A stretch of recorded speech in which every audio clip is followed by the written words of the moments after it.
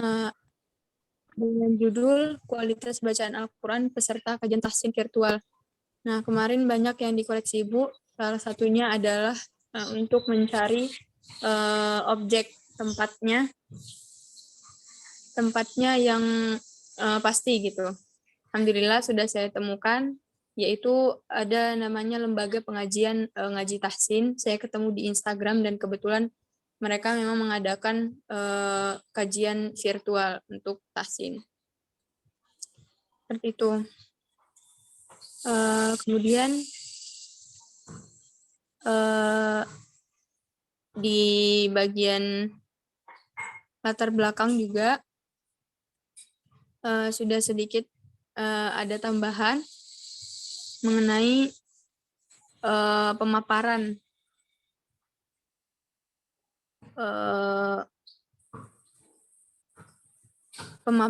mengenai tahsin virtual gitu. Kemudian kemarin juga di bagian permasalahan yaitu identifikasi masalah.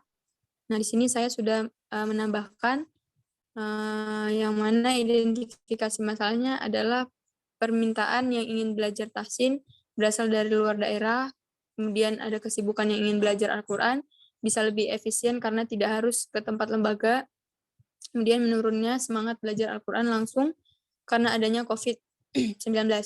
Kemudian sudah membuat pembatasan masalah juga agar masalahnya tidak terlalu melebar. Kemudian saya membatasi penelitian ini dengan hanya memfokuskan penelitian kepada kualitas bacaan Al-Quran para peserta kajian tahsin virtual di lembaga ngaji tahsin.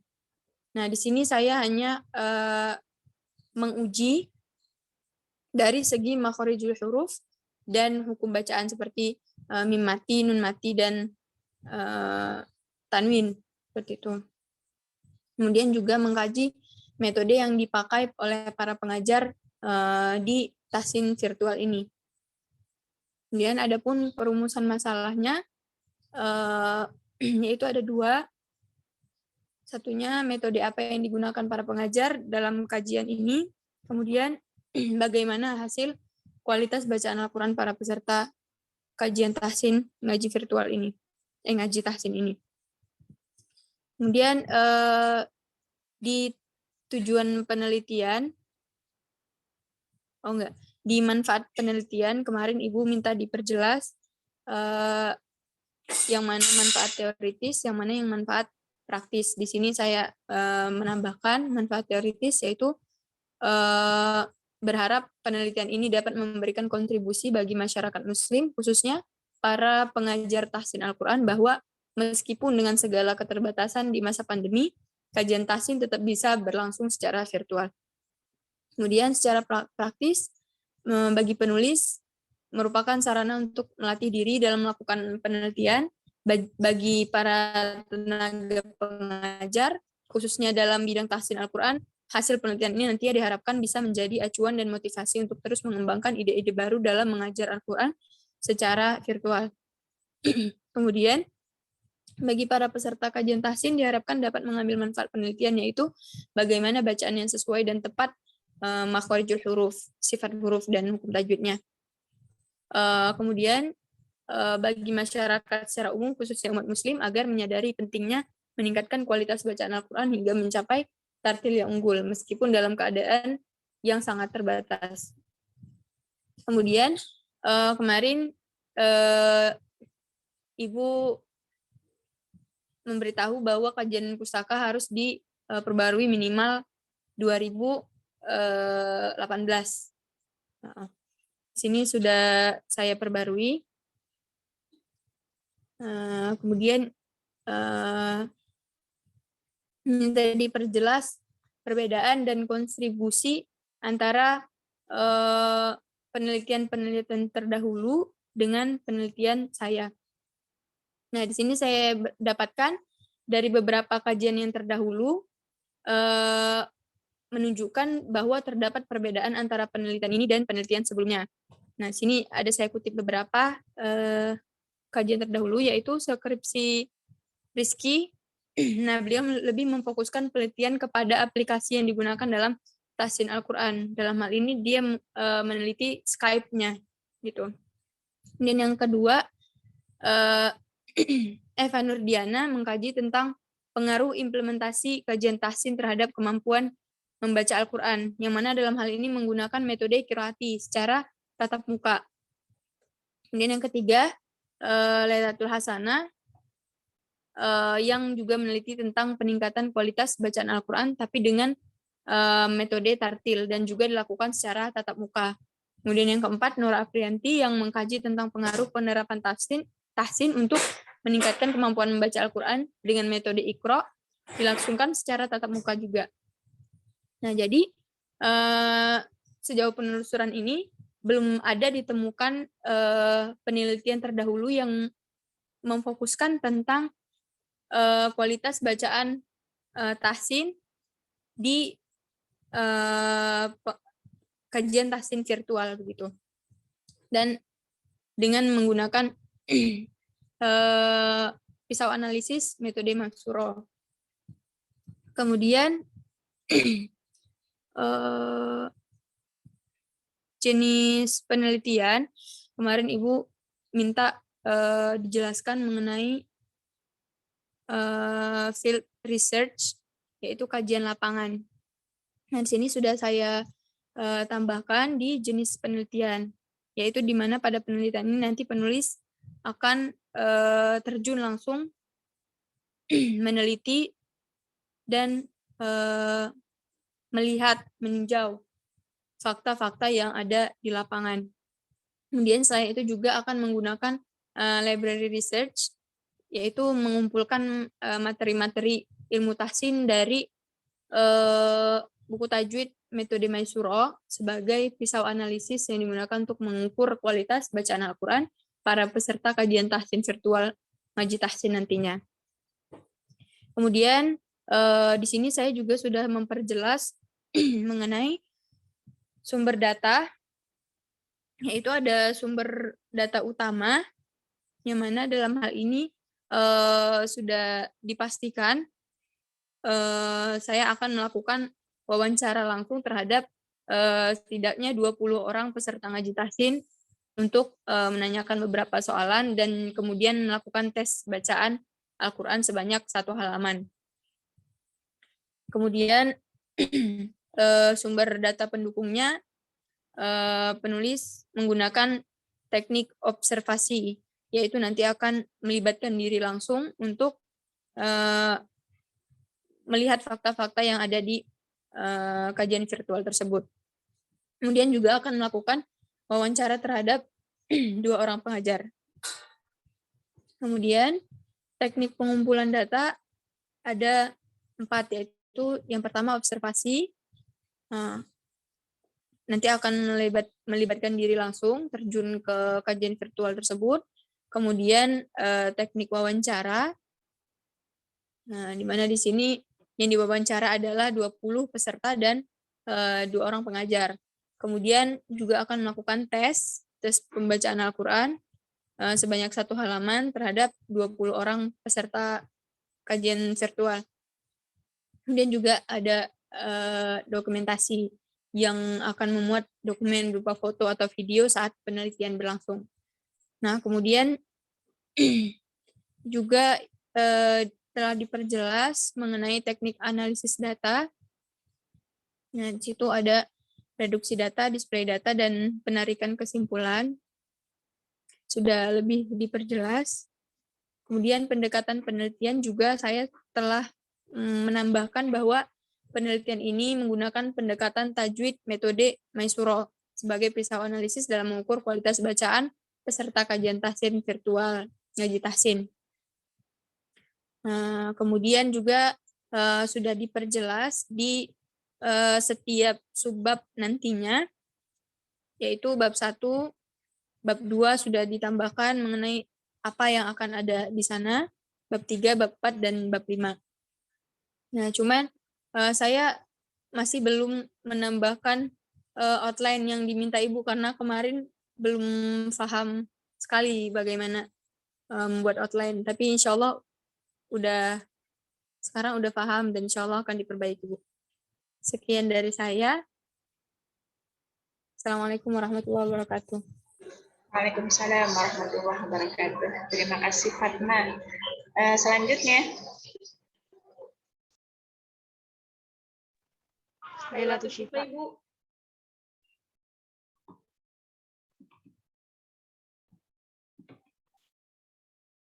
Ya.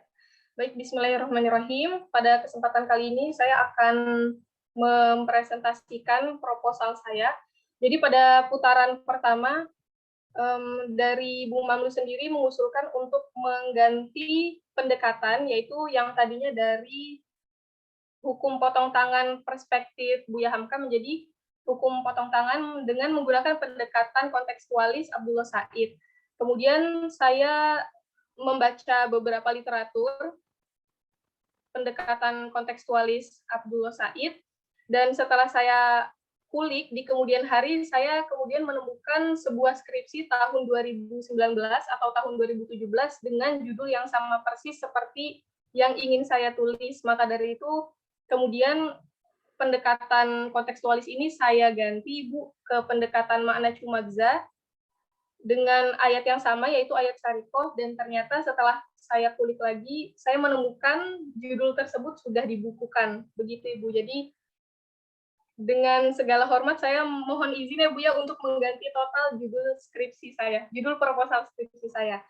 Nah, judul yang saya dapatkan, yang saya tulis kali ini yaitu implementasi musyawarah pada pemilihan umum di Indonesia. Saya akan mereinterpretasi makna musyawarah yang terdapat dalam Quran Surat Ali Imran ayat 159 dan Quran Surat Asy-Syura ayat 38. Latar belakang penulisan proposal ini yaitu dengan menyadari bahwa musyawarah merupakan prinsip-prinsip nilai yang termaktub dalam Al-Quran, dan musyawarah pun menjadi cita-cita para pendiri bangsa karena termaktub pada sila keempat Pancasila.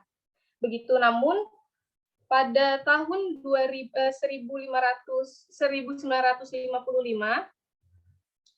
pada saat itu ada pemilihan voting atau pemilihan dengan suara terbanyak bagi anggota Dewan Konstituante, begitu. Diadakannya pemilihan voting ini merujuk pada Undang-Undang Dasar Sementara 1950. Nah, akan tetapi kemudian pada tanggal 5 Juli 1959 oleh Presiden pertama Indonesia, Insinyur Soekarno, beliau mengeluarkan dekret presiden untuk kembali pada UUD 1945 dengan tidak menggunakan pemilihan voting karena dinilai telah jatuh pada liberalisme demokrasi atau demokrasi barat. Begitu. Jadi pada tahun tersebut musyawarah kembali dilaksanakan dan pemilihan voting untuk Dewan Konstituante ditiadakan. Akan tetapi pada masa Orde Baru, yakni pada masa Presiden Soeharto, pemilihan umum kembali dilaksanakan untuk memilih Dewan Perwakilan Rakyat atau DPR.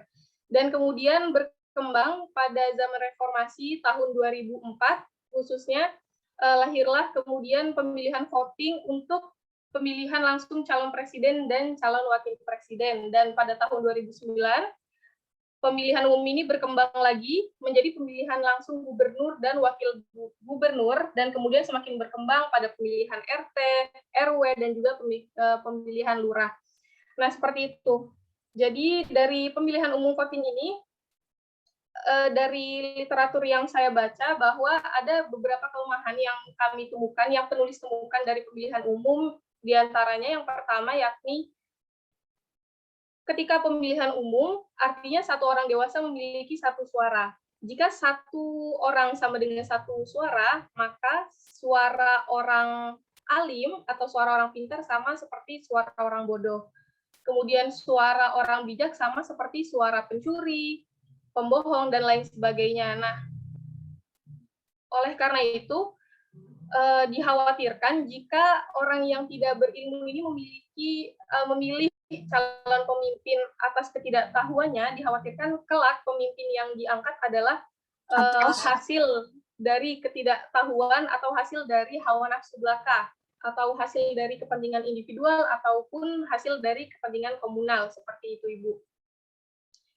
Padahal dalam pemilihan pemimpin ini tentunya ada beberapa syarat yang harus dijadikan rujukan, yaitu pemimpin yang memiliki kapabilitas sebagai seorang pemimpin seperti minimal sidik, amanah, tabligh, fatonah, kemudian pemimpin yang berpihak pada rakyat, yang memiliki wawasan luas, yang memiliki dedikasi tinggi, dan lain sebagainya. Akan tetapi dengan adanya pemilihan voting ini tentunya semua orang memiliki hak untuk memilih, dan musyawarah itu sendiri bergeser menjadi pemilihan voting, yang mana kalau pemilihan presiden atau pemilihan kepala daerah dilakukan dengan musyawarah oleh orang-orang yang memiliki ilmu, yang berkapabilitas, tentu hasilnya akan berbeda dengan pemimpin yang diangkat dari suara orang-orang awam, seperti itu Ibu. Dan ini sebetulnya yang menjadi latar belakang, namun tidak saya tuliskan dalam proposal, adalah dari keresahan saya pribadi dan pengalaman saya pribadi selama sekolah dari SD sampai kuliah, bahwa pemilihan ketua, baik ketua kelas, ketua angkatan, dan ketua-ketua lainnya, ketua grup, seperti itu biasanya memang melakukan voting. Adapun voting, ketika voting ini teman-teman itu banyak yang tidak memilih ketua berdasarkan kapabilitasnya atau berdasarkan kemampuannya sebagai leader, tapi berdasarkan mungkin karena teman itu asik, karena teman itu rame, karena teman itu adalah merupakan gengnya dia, seperti itu Ibu. Jadi ini saya amati dari sekolah sampai sekarang, saya masih menemukan hal-hal yang seperti itu, sehingga tidak jarang ketua yang diangkat memang ketua yang dia tidak berkapabilitas, namun dia asik atau rame dan lain sebagainya, seperti itu. Jadi itu adalah latar belakang dari penelitian ini. Kemudian rumusan masalahnya, rumusan masalah di sini adalah mencari bagaimana Al-Quran berbicara tentang musyawarah, yang nantinya saya akan menggunakan pendekatan makna cumaza. Kemudian yang kedua, apakah praktik pemilihan umum di Indonesia ini sudah sesuai dengan musyawarah yang dimaksudkan dalam Al-Quran? Kalau sudah, kira-kira asas apa saja yang sudah diaplikasikan dalam praktik pemilihan umum? Kemudian saya akan langsung berangkat ke pendekatan penelitian. Nah, pendekatan penelitian yang saya gunakan di sini adalah pendekatan penelitian makna cumaza yang diusung oleh Dr. Sahiron Syamsuddin. Adapun metode ini merupakan bentuk penyederhanaan sekaligus pengembangan dari pemikiran tafsir Fazlur Rahman dengan double movement-nya, kemudian Nasr Hamid Abu Zaid, kemudian pemikiran Abdullah Said dengan tafsir kontekstualnya, dan juga Muhammad At-Talibi dengan tafsir Maqasidinya. Nah, tujuan dari pendekatan makna cumaza sendiri adalah menemukan signifikansi dinamis atau al-maghza al-mutaharrik teks yang dalam prosesnya ini meliputi beberapa metode pendekatan, yaitu yang pertama ada penggalian makna historis atau al-ma'na at-tarihi, dan signifikansi fenomenal historis atau al-maghza at-tarihi. Nah, dalam penggalian makna historis ini, penulis nantinya akan menempuh beberapa metode. Yang pertama adalah menganalisa bahasa teks Al-Quran, baik dari kosakata maupun strukturnya. Adapun bahasa Arab yang digunakan pada saat diturunkannya Al-Quran, yakni bahasa Arab pada abad ke-7 Masehi, maka dari itu nantinya penulis akan mencari makna tersebut dalam kamus klasik bahasa Arab, yaitu Lisanul Arabi. Kemudian langkah yang kedua, yaitu melakukan intratekstualitas, atau membandingkan dan menganalisa penggunaan kata yang sedang ditafsirkan dengan penggunaannya di ayat-ayat lain. Kemudian langkah yang ketiga, yaitu melakukan intertekstualitas, yaitu menghubungkan dan membandingkan kata dalam ayat Al-Quran dengan teks-teks di luar Al-Quran, seperti teks di hadis, kemudian di puisi Arab, dan teks dari Yahudi dan Nasrani, ataupun teks komunitas lain yang hidup pada masa pewahyuan Al-Quran.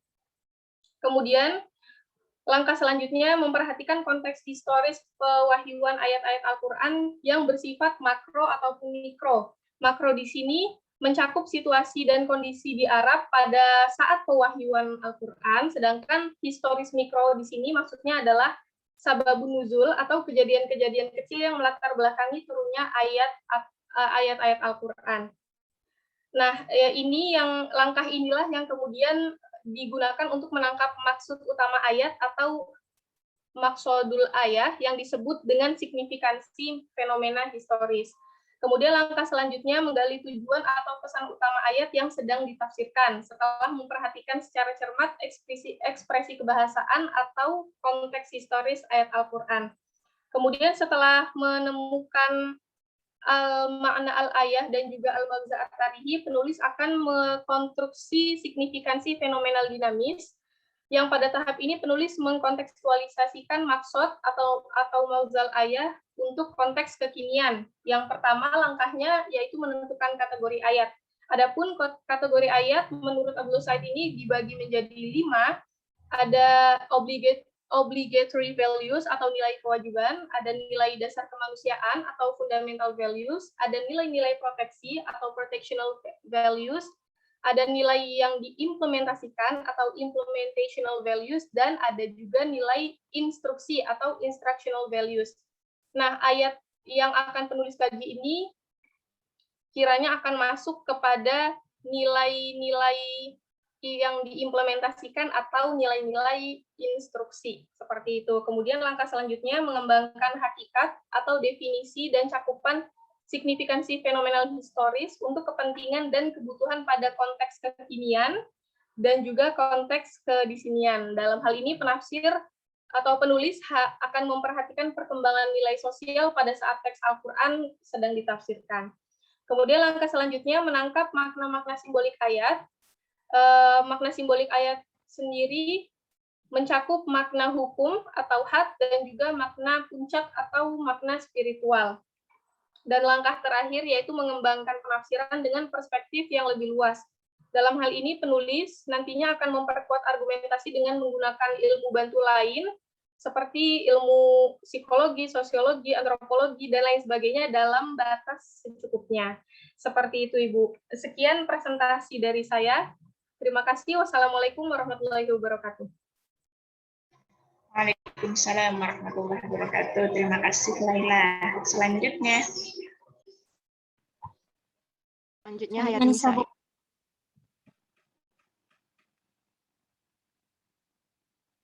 Assalamualaikum warahmatullahi wabarakatuh. Jadi saya akan membacakan proposal skripsi saya. Jadi secara keseluruhan proposalnya diganti semuanya, Bu, dari judulnya dari kemarin judulnya diganti. Jadi secara keseluruhan diganti semuanya gitu, Bu. Di sini ada latar belakangnya.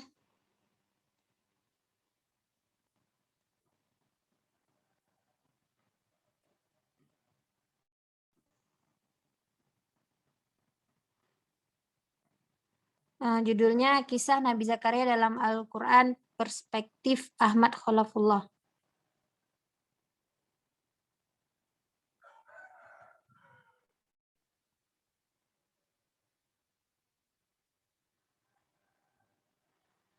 Di dalam tafsir Al-Misbah disebutkan bahwa Nabi Zakaria meminta kepada Allah dengan lembut dan hati yang rendah, berharap kepada Allah mengabulkan permintaan beliau, yaitu memohon dikaruniai seorang anak pada usia senja dan istri beliau yang mandul.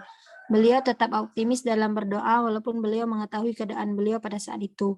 Beliau yakin bahwa Allah tidak akan mengecewakan permintaan beliau. Nabi Zakaria melakukan hal ini karena beliau berharap akan ada keturunan yang mewarisi keilmuan dan kenabian beliau. Allah pun mengabulkan permintaan beliau dengan dikaruniai seorang anak laki-laki yang bernama Yahya. Kabar gembira ini sungguh tidak dapat diukur dengan hubungan sebab akibat ataupun hukum alam. Kisah-kisah dalam Al-Quran mengandung banyak nasihat dan pelajaran yang dapat dipetik.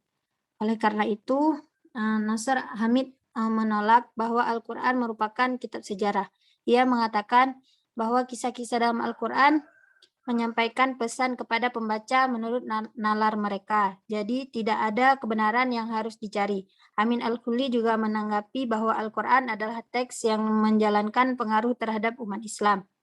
Ia juga berbeda dengan teks lain. Al-Quran menyampaikan pesannya melalui karakteristik kebahasaan dan artistik yang khas. Maka dari itu, sebaiknya pengkaji Al-Quran harus mengkaji melalui pendekatan sastra terlebih dahulu. Dalam hal ini, Ahmad Muhammad Khalafullah yang merupakan pemikir kontemporer mengkaji Al-Quran dan terfokus pada kisah-kisah di dalamnya. Ahmad Khalafullah membagi kisah Al-Quran dari segi sastra ke dalam 3 kelompok. Yang pertama yaitu model sejarah, yang kedua model perumpamaan, dan yang ketiga model legenda. Dari pemaparan di atas, penulis tertarik untuk membaca kembali kisah-kisah Nabi Zakaria dalam Al-Quran dengan pendekatan sastra sebagaimana yang dilakukan oleh Ahmad Khalafullah. Adapun alasan mengambil judul ini adalah karena ingin melihat sisi lain dari penafsiran kisah ini dan penulis juga hendak mencari tahu kisah ini termasuk dalam kelompok mana dari penggolongan kisah yang telah dirumuskan oleh Ahmad Khalafullah. Identifikasi masalahnya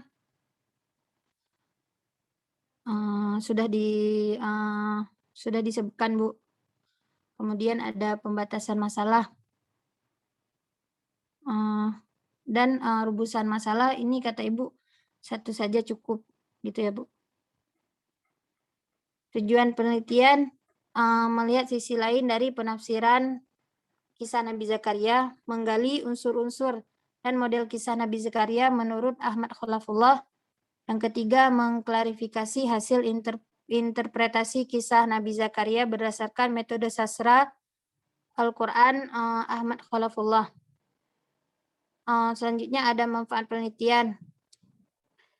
Secara teoritis, penelitian ini untuk membantu pengembangan studi Al-Quran dan tafsir pada konteks kekinian, selaras dengan perkembangan ilmu pengetahuan. Selain itu, penelitian ini dapat berguna sebagai bahan acuan atau referensi bagi penelitian lanjutan dengan fokus kajian pemikiran kontemporer. Yang kedua, secara praktis, penelitian ini mengaplikasikan metode tafsir sastra sebagai upaya menyegarkan kembali khazanah keilmuan tafsir, khususnya dalam membaca ayat-ayat kisah. Berikutnya ada kajian pustaka. Di sini sudah saya sebutkan, Bu, persamaan dan perbedaannya serta kontribusi dari setiap karya ilmiah yang saya ambil sebagai bandingannya, Bu.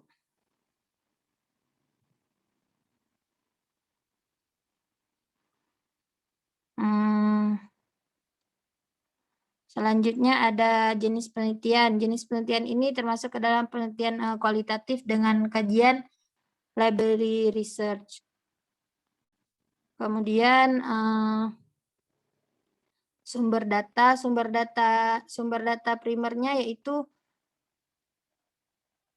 kitab buku Al-Fan Al-Qasasi fi Al-Quran karya Ahmad Khalafullah, dan sumber data sekundernya menggunakan buku-buku yang berkaitan dengan kisah dan pendekatan sastra Ahmad Khalafullah.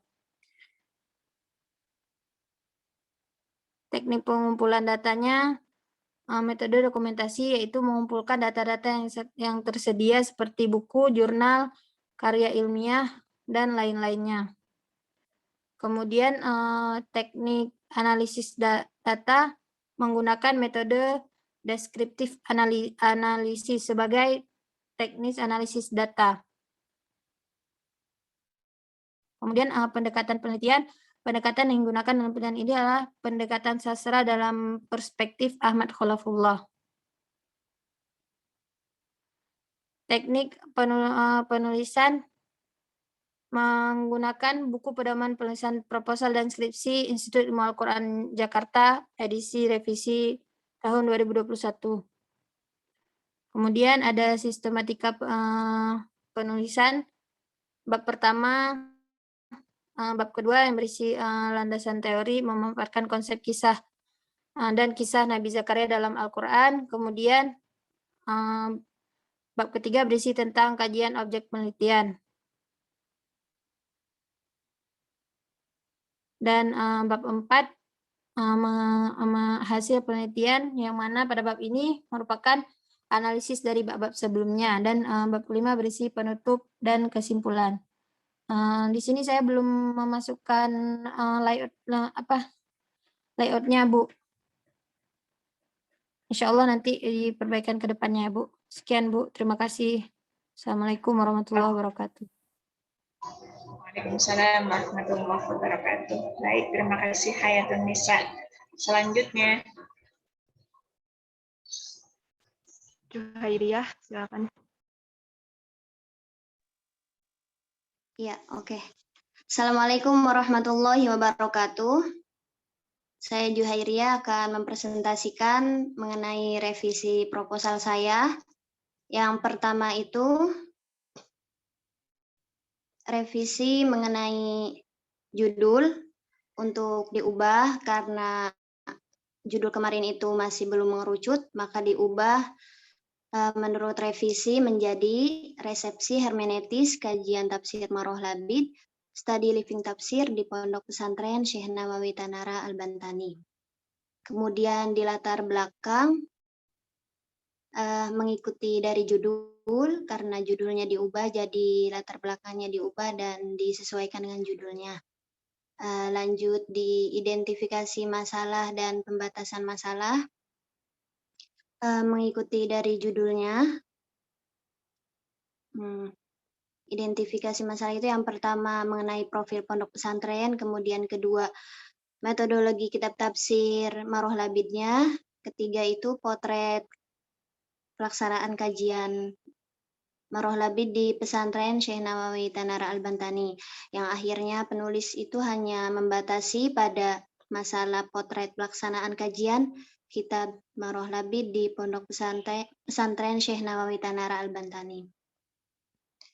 Lanjut di rumusan masalah, waktu itu saya menulis tentang budaya melestarikan, kemudian saya ganti menurut revisi. Rumusan yang pertama itu mengenai bagaimana potret pelaksanaan kajian kitab tafsir Maroh Labid di pondok pesantren Syekh Nawawi Tanara Al-Bantani. Kemudian yang kedua itu lebih mengkaji pada resepsi atau respon para santrinya. Lanjut ke tinjauan dan manfaat, disesuaikan dengan judul, baik secara teoritis maupun secara praktisnya sudah saya revisi. Kemudian di tinjauan pustakanya, kemarin itu saya belum menyampaikan persamaan, perbedaan, dan kontribusinya, sekarang sudah ditambahkan lagi. Lanjut ke jenis penelitian, kemarin belum dijelaskan mengenai penelitian apa, sekarang sudah direvisi mengenai penelitian ini menggunakan deskriptif kualitatif. Lanjut ke sumber datanya, terkait pengumpulan data terkait pengumpulan data, teknik analisa data itu sudah direvisi. Lanjut ke pendekatan menjadi pendekatan hermeneutik, teorinya Friedrich yang memahami konteks historis dan konteks kulturnya. Kemudian sistematika penulisannya dari bab 1, bab 2, dan bab 3 sudah saya revisi juga. Dan terakhir sudah ditambahkan outline-nya. Nah, baik, sudah Ibu.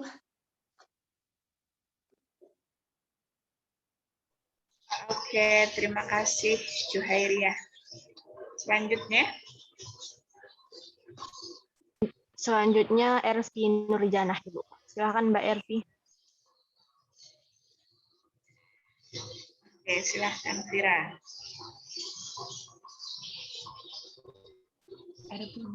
Oh, Ervi ya.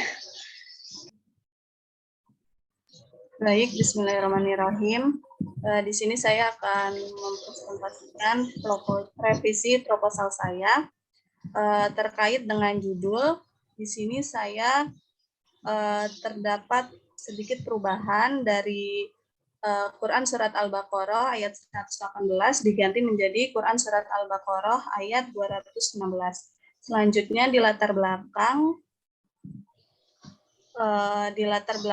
saya menambahkan data mengenai konsep berpikir positif dalam Al-Quran. Selanjutnya, identifikasi masalah.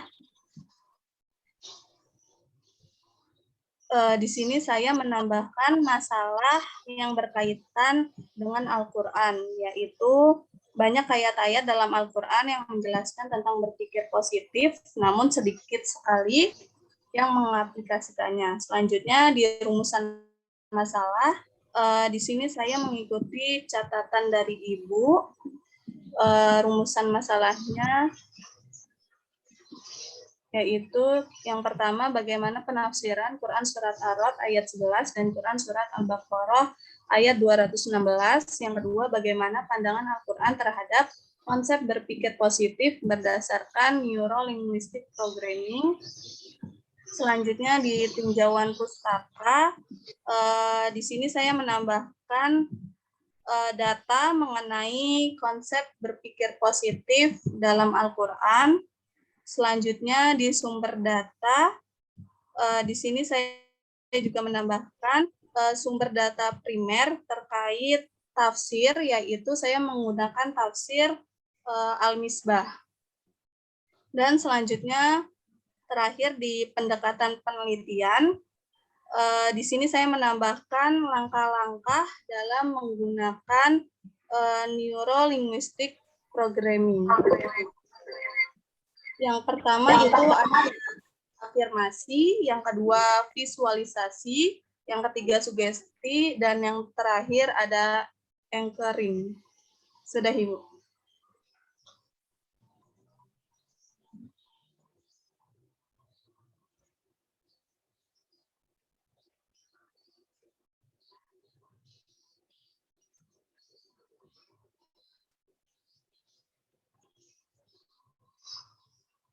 Sudah, Ervi? Sudah, Ibu. Singkat sekali, oke. Terima kasih banyak, Ervi. Selanjutnya. Fira Aulia. Bismillahirrahmanirrahim. Ya, selanjutnya Fira Aulia. Untuk yang pertama, ini mengenai judul. Kemarin Ibu diminta lebih diperjelas lagi di bagian anak judul. Jadi judul yang dirubah adalah Ad-Dakhil dalam Tafsir Al-Azhar, karya Buya Hamka, wafat 1981 Masehi. Studi analisis terhadap ayat-ayat kisah dalam surat Al-Kahfi. Selanjutnya, pada latar belakang, saya buat lebih singkat, dan terdapat alasan mengapa mengapa menggunakan kitab tafsir Al-Azhar karya Buya Hamka ini. Yaitu dalam pendahuluan surat Al-Kahfi sebelum beliau menafsirkannya, beliau mengungkapkan bahwa dalam penafsiran ini beliau menggunakan riwayat Israiliyat. Selanjutnya pada pembatasan masalah. Dalam penelitian ini penulis membatasi terhadap kajian Ad-Dakhil dalam kitab tafsir Al-Azhar karya Buya Hamka jilid 6 yang hanya fokus pada surat Al-Kahfi yang mencakup ayat-ayat kisah. Ayat-ayat kisah tersebut diantaranya kisah Ashabul Kahfi yang terdapat pada ayat 9 sampai dengan ayat 26, kisah pertemuan Nabi Musa dengan Nabi Khidir yang terdapat pada ayat 60 sampai dengan ayat 82, dan kisah tentang Zulkarnain yang terdapat dalam ayat 83 sampai 98. Lalu ada rumusan masalahnya. Rumusan masalah yang pertama adalah kisah apa saja yang terdapat dalam surat Al-Kahfi. Yang kedua, bagaimana Buya Hamka dalam menafsirkan ayat-ayat kisah tersebut. Yang ketiga, dari mana saja sumber riwayat penafsiran yang dirujuk dan bagaimana kebenaran riwayat tersebut. Lalu pada kajian pustaka, maaf sebelumnya Ibu, saya belum bisa menambahkan kontribusi karena file-file skripsi yang saya rujuk ini ada di laptop yang bermasalah, Bu. Dan datanya hilang semua, jadi saya belum sempat nyari lagi gitu. Lalu ada sumber data.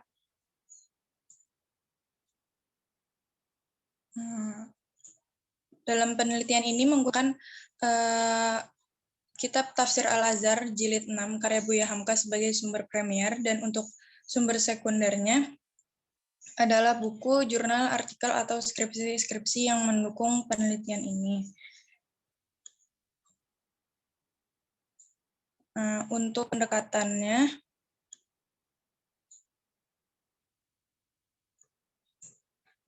digunakan dalam penelitian ini adalah pendekatan berbasis riwayat khususnya hadis Nabi Shallallahu Alaihi Wasallam, karena dalam penelitian ini akan membahas tentang riwayat Israiliyat yang mana riwayat tersebut berasal dari hadis-hadis yang menjadi sumber rujukan, maka penulis akan melakukan penelitian terhadap hadis-hadis tersebut, kemudian menganalisa dakhil riwayat Israiliyat tersebut.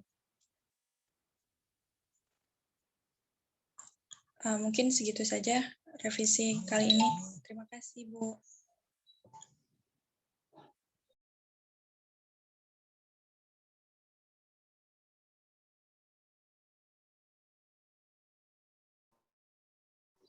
Oke, terima kasih banyak. Siapa tadi? Vira ya. Saya share screen. Ini yang hadir cuma sedikit ya. Kasma, memang 27 ya? Aturannya ada 37 Ibu, cuman ini tadi ada 5 orang apa yang sakit Ibu. Ada yang sakit dan ada acara keluarga Ibu. Oke.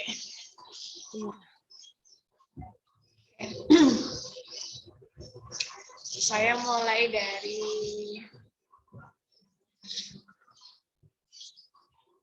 Fatma ya. Bismillahirrahmanirrahim. Ini kelompok 4 ya, Asma ya? Iya betul Ibu. Oke. Kelompok 4 berarti Senin besok 5. Berarti nanti awal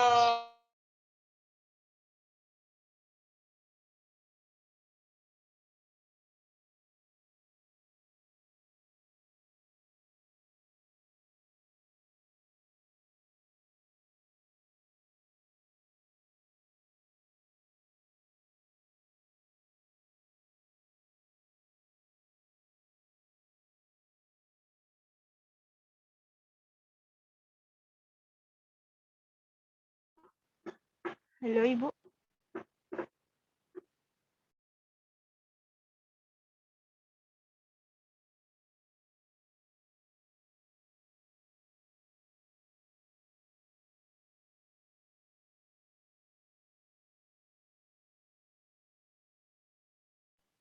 Ibu tuh keluar ya, weh? Iya, terpental Ya, sepertinya. weh. Siap-siap, weh. Di ACC, weh. Ines, minta tolong ya. Oke. Itu link Zoom kemarin ini.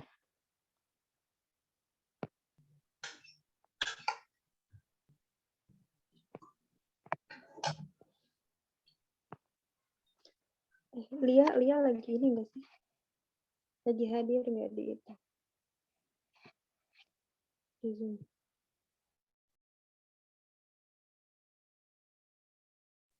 Lele. Kok Opi udah hadir belum ya? Nggak ada kan ya masuk?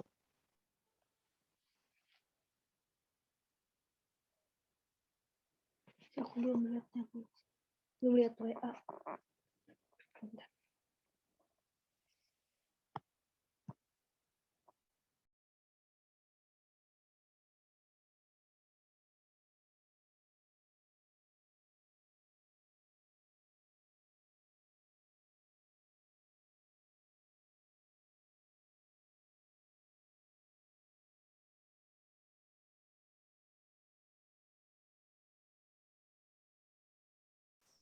suara saya ada. Ada Ibu. Oke. Mohon maaf ya kepentingan. Baik, mempersingkat waktu ya. Saya langsung saja. Catatan untuk Fatma Mutia. Kualitas bacaan Al-Quran beserta kajian tahsin virtual, studi living Quran ya Fatma ya. Jangan kasus. Studi living Quran di lembaga pengajian ngaji tahsin. Studi living Quran di lembaga. Oke ya. Kemudian saya langsung lanjut ke identifikasi aja ya. Identifikasi masalah. Mungkin dahulukan yang COVID-nya mungkin ya, Fatma ya. Baik, Ibu.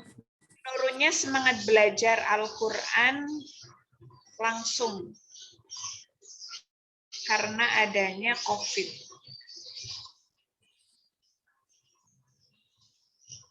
Baik, Ibu. Ini kali ya, menurunnya semangat belajar Al-Quran secara tatap muka, gitu ya, jangan belajar Al-Quran langsung, secara tatap muka karena adanya pandemi COVID. Ini kayaknya yang poin C diletakkan di awal ya. Baik, Ibu. Karena kan adanya kajian-kajian virtual sebetulnya berawal dari adanya pandemi COVID. Oke. Di pembatasan masalah nanti Fatma Muti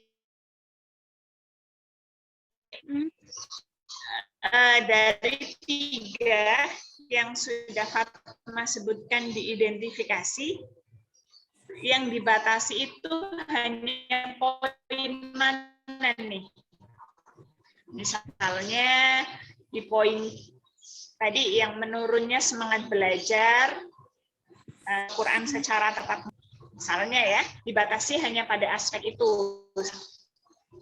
Jadi diperjelas dari identifikasi masalah di atas, penulis membatasi hanya pada aspek hanya pada aspek atau fokus pada misalnya ya, menurunnya semangat belajar Al-Quran secara tatap muka karena adanya pandemi COVID. Baru disampaikan setelah membatasi dari apa yang sudah disebutkan di identifikasi, baru nanti Fatma sampaikan di situ ingin mengkaji ya. Ya, Ibu. Begitu ya, Fatma ya. Jadi disampaikan dulu membatasi poin yang mana nih dari identifikasi. Kemudian yang yang perumusan masalah, di pembatasan masalah juga nun mati dan tanwin. Berarti hanya ini. Fatma. Makhraj. Tidak di ini ya? Tidak diteliti ya? Enggak. Oke. Berarti makharijul huruf, hukum bacaan mim mati, nun mati, dan tanwin. Oke. Berarti nanti Fatma Muti ya, di mana? Di penelitian, Fatma sampaikan teori yang ada di metode Maisuro mengenai makharijul huruf itu seperti apa. Ya. Hukum bacaan mim mati, nun mati, dan tanwin itu seperti apa. Nah, nanti teori yang disampaikan oleh Pak Kiai Fatoni di dalam Maisuro itu nanti dijadikan sebagai alat ukur untuk melihat lembaga ngaji tahsin itu apakah sesuai dengan apa yang disampaikan oleh Pak Kiai Fatoni dalam metode Maisuro. Begitu ya Fatma ya. Tadi kan Fatma di pendekatan hanya menyebutkan pakai Maisuro, tapi tidak disampaikan bagaimana teori-teori yang disampaikan oleh Pak Kiai Fatoni mengenai makharijul huruf itu bagaimana. Hukum bacaan mim mati, nun mati, dan tanwin itu bagaimana. Nah, itu harusnya sama Fatma disampaikan di pendekatan. Nah, teori yang disampaikan oleh Pak Kiai Fatoni itu yang akan dijadikan sebagai alat ukur. Ternyata dia itu ketika membaca huruf ini pakai Maisuro. Begitu ya? Jadi Ibu dipaparkan teori makhrajnya itu di pendekatan penelitian semuanya gitu, Bu. Iya. Tapi mungkin menggunakan bahasa yang lugas saja ya, Fatma ya.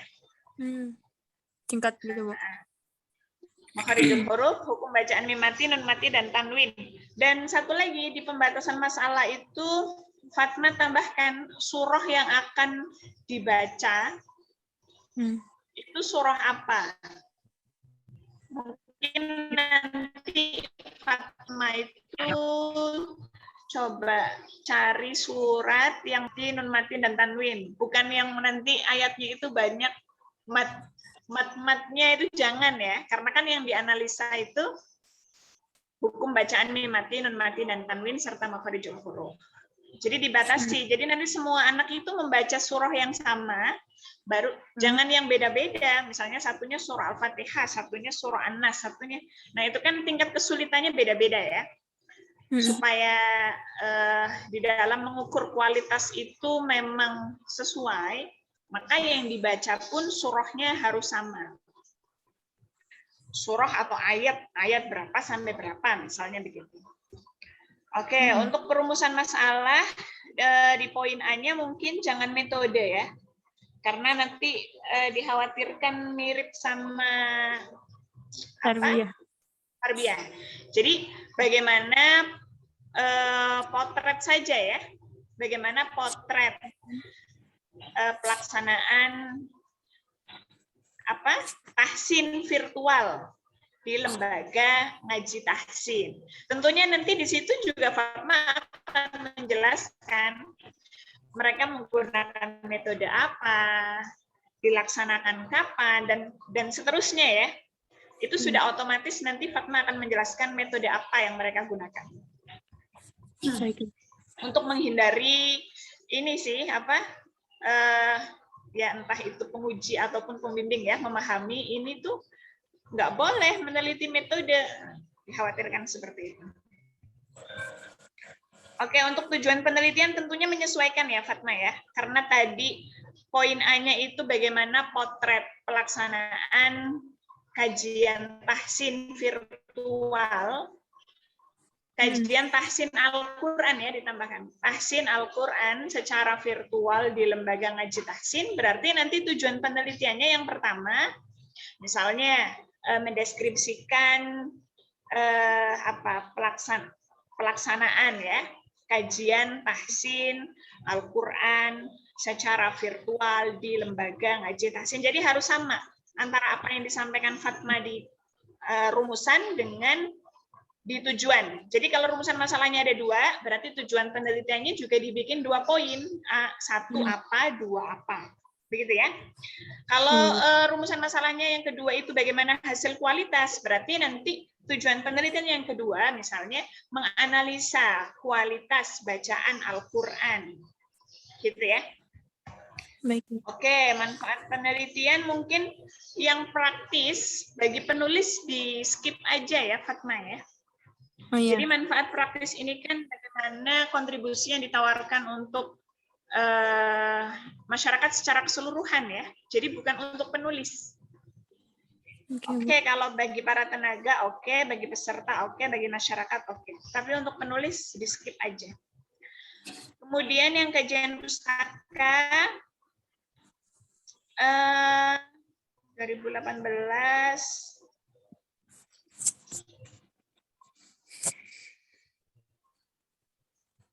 Oke, belum disampaikan itu ya Fatma ya? Persamaan sama perbedaan ya? Sudah ada di Ibu. poin 1 kayaknya saya belum persamaan penelitian Fatma sama ini. Oh, kalau persamaannya nggak ada Bu.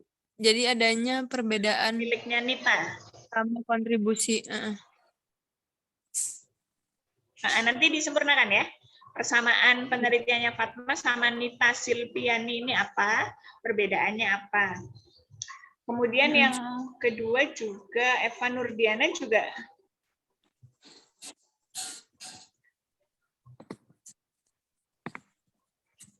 kalau yang kedua ini sudah ada ya Fatma ya perbedaannya. Kalau yang pertama tadi nggak ada. Pokoknya nanti diseragamkan aja ya Fatma ya. Misalnya ada yang tidak ada ya berarti ditambahkan. Pokoknya dalam kajian pustaka itu harus ada hasil temuan. Saya lihat Fatma udah menjelaskan hasil temuannya. Terus persamaan perbedaan penelitian sebelumnya sama penelitiannya Fatma. Saya lihat ada yang tidak, nanti disempurnakan.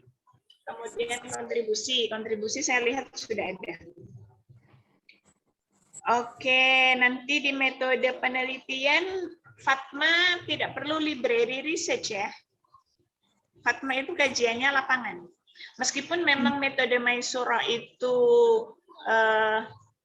di sini kan metode Maisura itu kan berbentuk literatur ya, berbentuk buku, tapi buku ini hanya sebagai pisau analisis saja, sebagai alat ukur saja, bukan sebagai objek yang diteliti.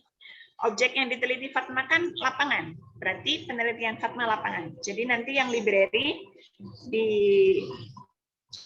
delete ya. Baik. Kemudian sumber data utama.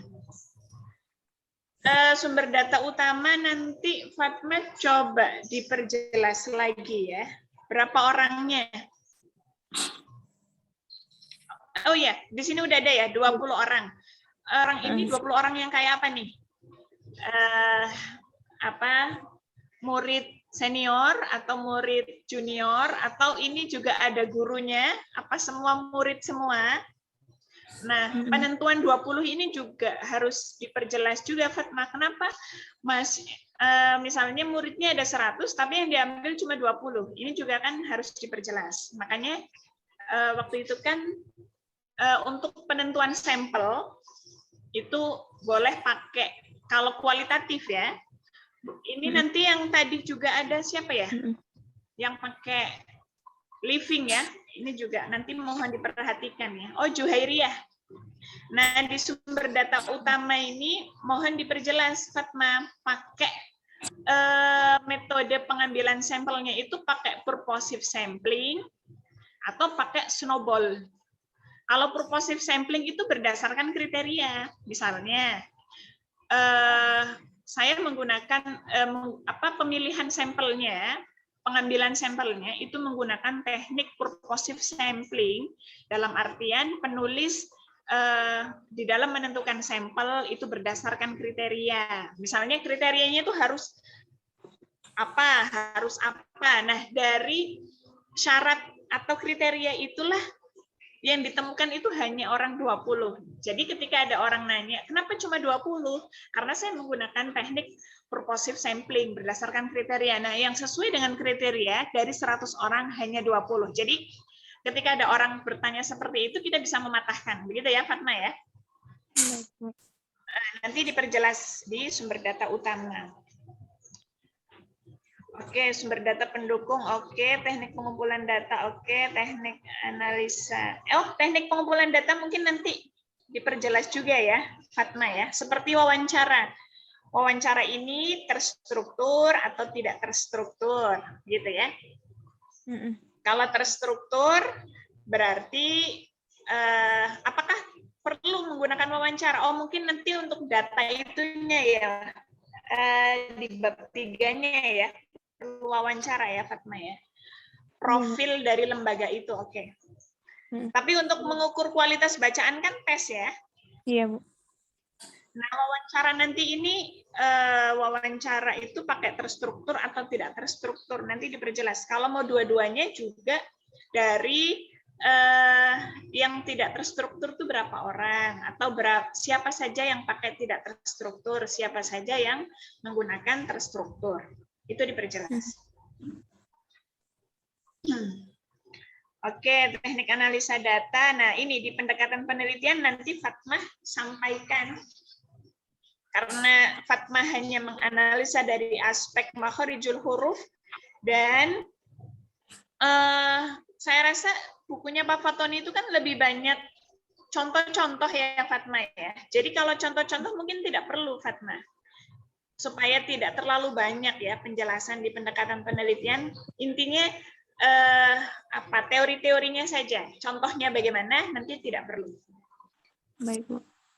Kayak beliau kan banyak, saya kurang tahu tuh yang versi terbaru ya, seingat saya dulu itu banyak contoh, terus juga ada tabel-tabel gitu ya, Nah, nanti di dalam menjelaskannya ya inti-intinya saja bagaimana makhorijul huruf dalam metode Maisuro itu, bagaimana hukum tanwin, hukum mim mati, hukum nun mati. Sepertinya tidak panjang kok kalau hanya poin-poinnya saja. Nah, dari teori yang disampaikan oleh Pak Kiai Asin itulah nanti yang akan dijadikan sebagai pisau analisis Fatma di dalam menganalisa kualitas bacaan murid-murid yang ada di lembaga ngaji tahsin. Gitu ya Fatma ya? Bisa dipahami? Insyaallah, Ibu. Oke, saya lanjut ke yang lain ya. Terima kasih, Ibu. Oke, sama-sama. Oh, ini. Nanti di bab 3 itu bukan metode penelitian, Fatma. Bab 3 itu berisikan metode penelitian kan sudah Fatma sampaikan di bab 1 tadi. Yang jenis penelitian bla bla bla bla ya. Bab 3 itu objek penelitiannya. Objek penelitian Fatma itu kan di lembaga ngaji tahsin. Berarti nanti Fatma itu menjelaskan profil lembaga ngaji tahsin itu. Baik, Bu. Ya. Jadi bab 3 itu bukan metode penelitian. Nanti bab 4 juga diperjelas ya. Berarti bab 4 itu berisikan menjawab apa yang menjadi pertanyaan Fatma di rumusan. Berarti membahas bagaimana potret pelaksanaan kajian tahsin virtual di lembaga ngaji tahsin. Kemudian yang kedua itu, jadi ada 2 poin besar ya. Poin yang kedua itu menjelaskan bagaimana kualitas bacaan mereka dengan menggunakan pendekatan Maisuro. Gitu ya. Oke, saya lanjut. Oke, sama-sama lanjut ke Vira. Ini nggak urut ya. Vira? Iya, Ibu. Oke, ada Dakhil. Kemarin ada Dakhil juga nggak? Iya. Oh, oke. Ada Dakhil dalam tafsir Al-Azhar karya Buya Hamka, studi analisis terhadap ayat kisah. Oke, judulnya oke.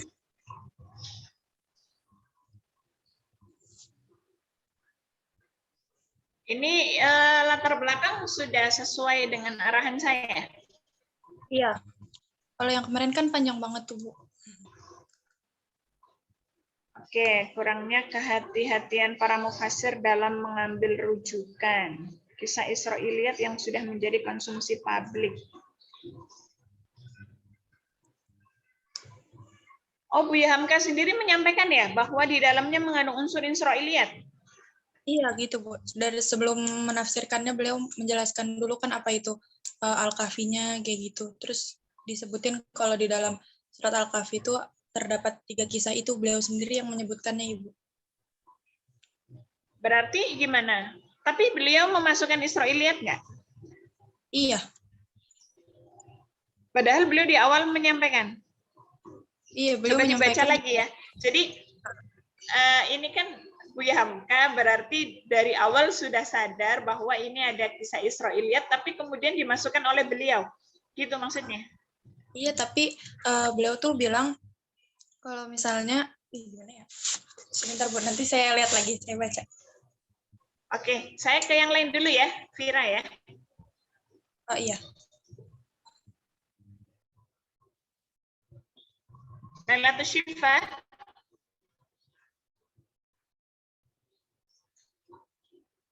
Lele. Iya, Ibu. Kasma, Laila kemana? Oh, oke. Implementasi musyawarah pada pemilihan umum. Kalau menurut saya judulnya idenya udah oke lah ya. Tapi mungkin kalau saya pribadi lebih cocok judulnya begini. Judulnya ya, reinterpretasi. Sambil ditulis ya. Reinterpretasi makna syuro dalam QS Ali Imran dan QS Asyura ya.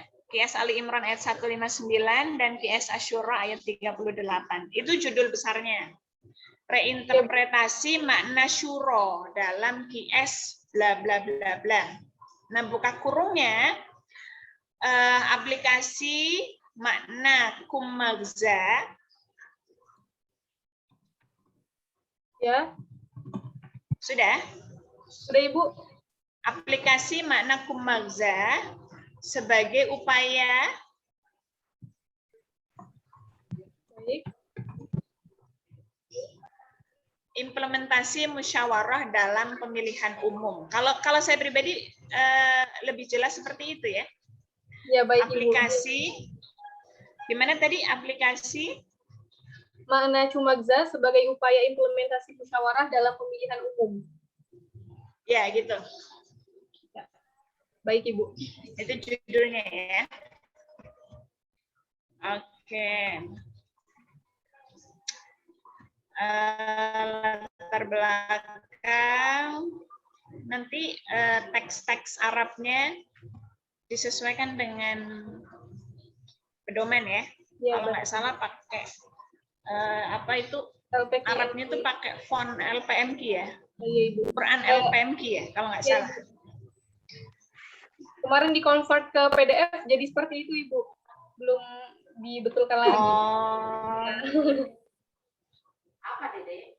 Iya, kemarin juga kakak kelas ada yang begitu. Mungkin kurang tahu tuh kenapa ada yang ada masalah, ada yang tidak ada masalah gitu ya ketika menggunakan Quran LPMQ. Iya, Ibu. Oke, identifikasi masalah.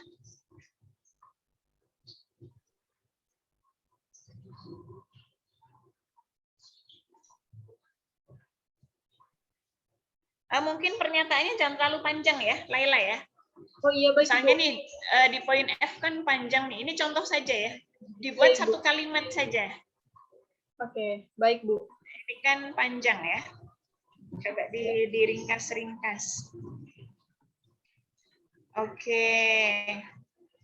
Yang berdasar kira-kira pemilu selama ini makna syura dalam Al-Qur'an untuk sebagai implementasi pemilu sesuai enggak? Penafsiran-penafsiran yang ada.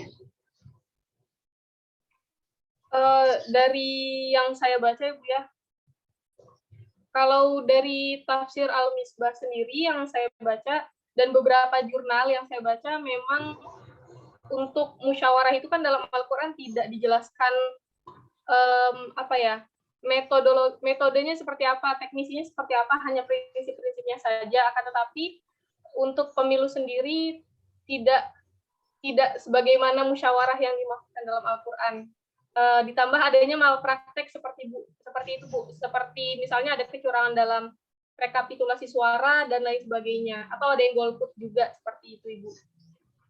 Oke, mungkin poin F ini yang perlu yang lain juga perlu dipersingkat. Ya, Ibu. Kalau yang lain sih satu kalimat ya. Yang poin F ini yang kepanjangan, ini coba diringkas. Berarti kan Lailatul Syifa itu dari sekian identifikasi yang membatasinya di poin F ini ya? Iya.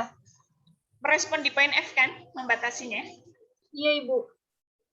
Ya, berarti nanti di pembatasan masalah dari identifikasi masalah di atas, penulis hanya membatasi pada aspek, berarti hanya di poin F-nya ya, dari 6 yang dibatasi hanya di poin F-nya. Oke. Nanti alasan pemilihan hanya 2 surat disampaikan ya? Iya, Ibu, itu baru sedikit ya, Bu, ya disampaikannya. Karena pada Quran Surat Asyura ayat 38 dan Ali Imran ayat 159 ini merupakan anjuran atau perintah musyawarah secara eksplisit. Adapun dalam Al-Baqarah ayat 233 lebih khusus untuk suami istri, begitu, Bu. Atau mungkin perlu diperpanjang lagi, Bu ya? Ya, diperjelas lagi. Mungkin 1 kalimat atau 2 kalimat lagi untuk memperjelas. Kalau ini memang betul-betul secara eksplisit, sementara ayat yang lain tidak menjelaskan secara eksplisit. Baik, Ibu. Oke. Poin B, rumusan masalahnya bagaimana Al-Quran berbicara tentang musyawarah. Jadi langsung saja, bagaimana reinterpretasi makna syuro dalam QS, bla bla bla bla, dengan pendekatan makna kumagza ya. Baik, Bu. Dengan pendekatan makna kumagza. Itu yang pertama. Kemudian poin B-nya berarti bagaimana pandangan Al-Quran ya mengenai ini, bagaimana sih praktik syuro di dalam pemilihan umum. Baik, Bu. Begitu ya, Syifa ya. Jadi yang pertama itu bagaimana reinterpretasi makna syuro dalam QS bla bla bla bla dengan pendekatan hermeneutik makna kumagza. Yang pertama, yang kedua, bagaimana apa tadi? Pandangan Al-Quran mengenai praktik syuro dalam pemilihan umum. Ya, oke, begitu ya. Jadi Ya, terjawab semua apa yang digagas, apa yang menjadi poin di judulnya Laila. Ya. Oke, poin C-nya tentunya menyesuaikan ya, Laila ya, dengan rumusan. Manfaat, memberikan pemahaman, memberikan sumbangsi, remaja dalam mengisi kekosongan politik. Kosongan politik. Coba ini ya, maksudnya kekosongan politik. Mungkin diperjelas lagi pernyataannya. Oke, ini tinjauan pustaka, hasil dari penelitian, persamaan, perbedaan. Oke, kontribusi sudah ada ya? Sudah ada, Ibu. Oke, saya lanjut ke jenis penelitian. Kualitatif, library research, oke, sumber data. Nanti berbagai literatur kitab tafsir juga dijadikan sumber primer ya? Laila? Iya, baik, Ibu. Halo, Laila? Iya, Ibu. Kan belum disampaikan sama Laila. Iya, betul, Bu.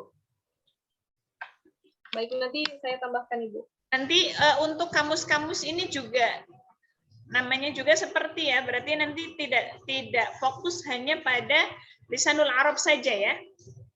Kan ada banyak mufradat fi gharibil Quran, karya Al-Asfahani dan lain sebagainya ya. Jadi ini hanya contoh saja, tapi tidak fokus pada ini lisanul Arab saja. Karena bisa jadi yang disampaikan di Iya, Bu. Jadi lisanul Arab ini tidak termasuk sumber utama ya, Bu ya? Sumber utama. Oh, tetap jadi sumber berbagai utama. Literatur kitab tafsir, baik era klasik, pertengahan maupun kontemporer. Kemudian juga kitab-kitab kamus Arab, misalnya Lisanul Arab karya Ibnu Manzur, kemudian Mufradat fi Gharibil Quran karya Al-Asfahani dan lain sebagainya gitu loh. Maksudnya ada pernyataan bahwa tidak fokus hanya Lisanul Arab gitu. Iya, baik, Ibu. Karena namanya menganalisa makna ya, itu kan tidak cukup hanya satu kamus, tapi berbagai kamus. Iya, baik. Oke, teknik pengumpulan data, teknik analisa data,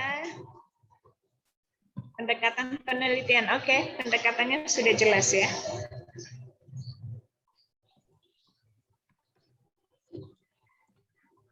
Oke, ini kan banyak ya. Yang penting nanti diterapkan ya, Laila ya.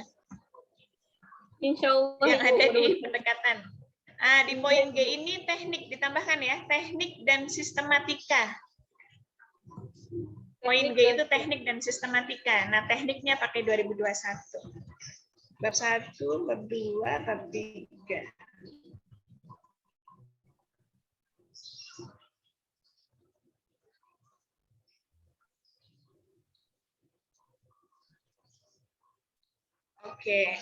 Oke, nanti dibikin outline-nya ya.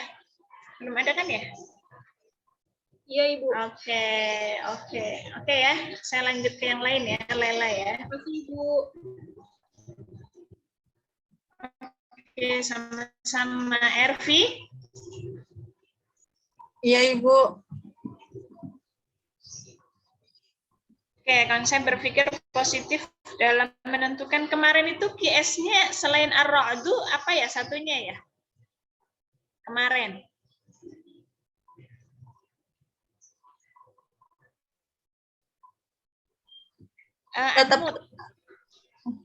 Tetap Quran surat Al-Baqarah, Ibu, tapi ayatnya beda. Oh. Kemarin ayat berapa? Ayat 118, Ibu. Tapi sudah dipastikan Sudah, ayatnya. Ibu. Oke.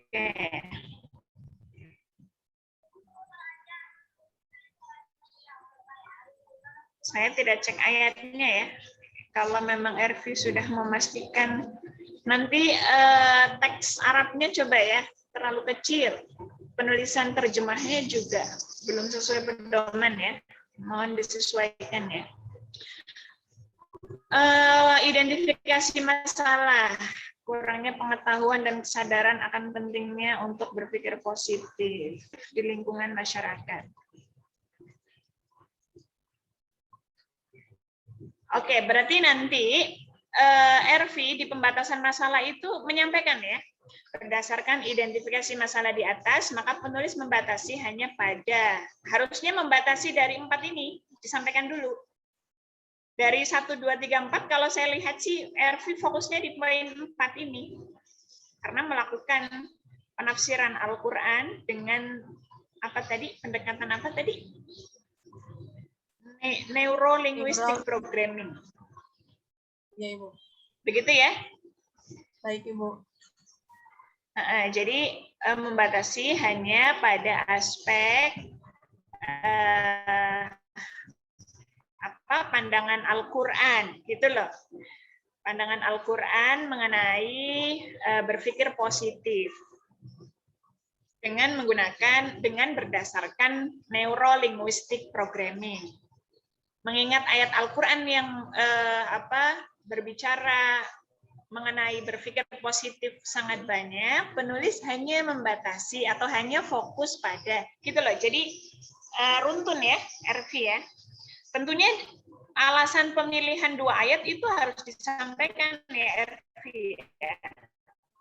Kenapa kok menentukan hanya 2? Apakah 2 ayat ini yang memang mengenai konsep berpikir positif atau bagaimana, atau memang hanya 2 atau apalah ya, itu harus disampaikan alasannya.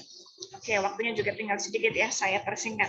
Rumusan masalah berarti bagaimana penafsiran QS Ar-Ra'du dan QS Al-Baqarah. Ini nanti diberi kurung kurawal ya, urutannya QS Ar-Ra'du sama Al-Baqarah itu bagaimana. Ya, Ibu. Kemudian baru bagaimana pandangan Al-Quran terhadap konsep berpikir positif berdasarkan neuro-linguistic programming. Oke. Nanti tujuan penelitian nanti Ar-Ra'dunya itu dikasih kurung kurawal ya. Iya, Ibu.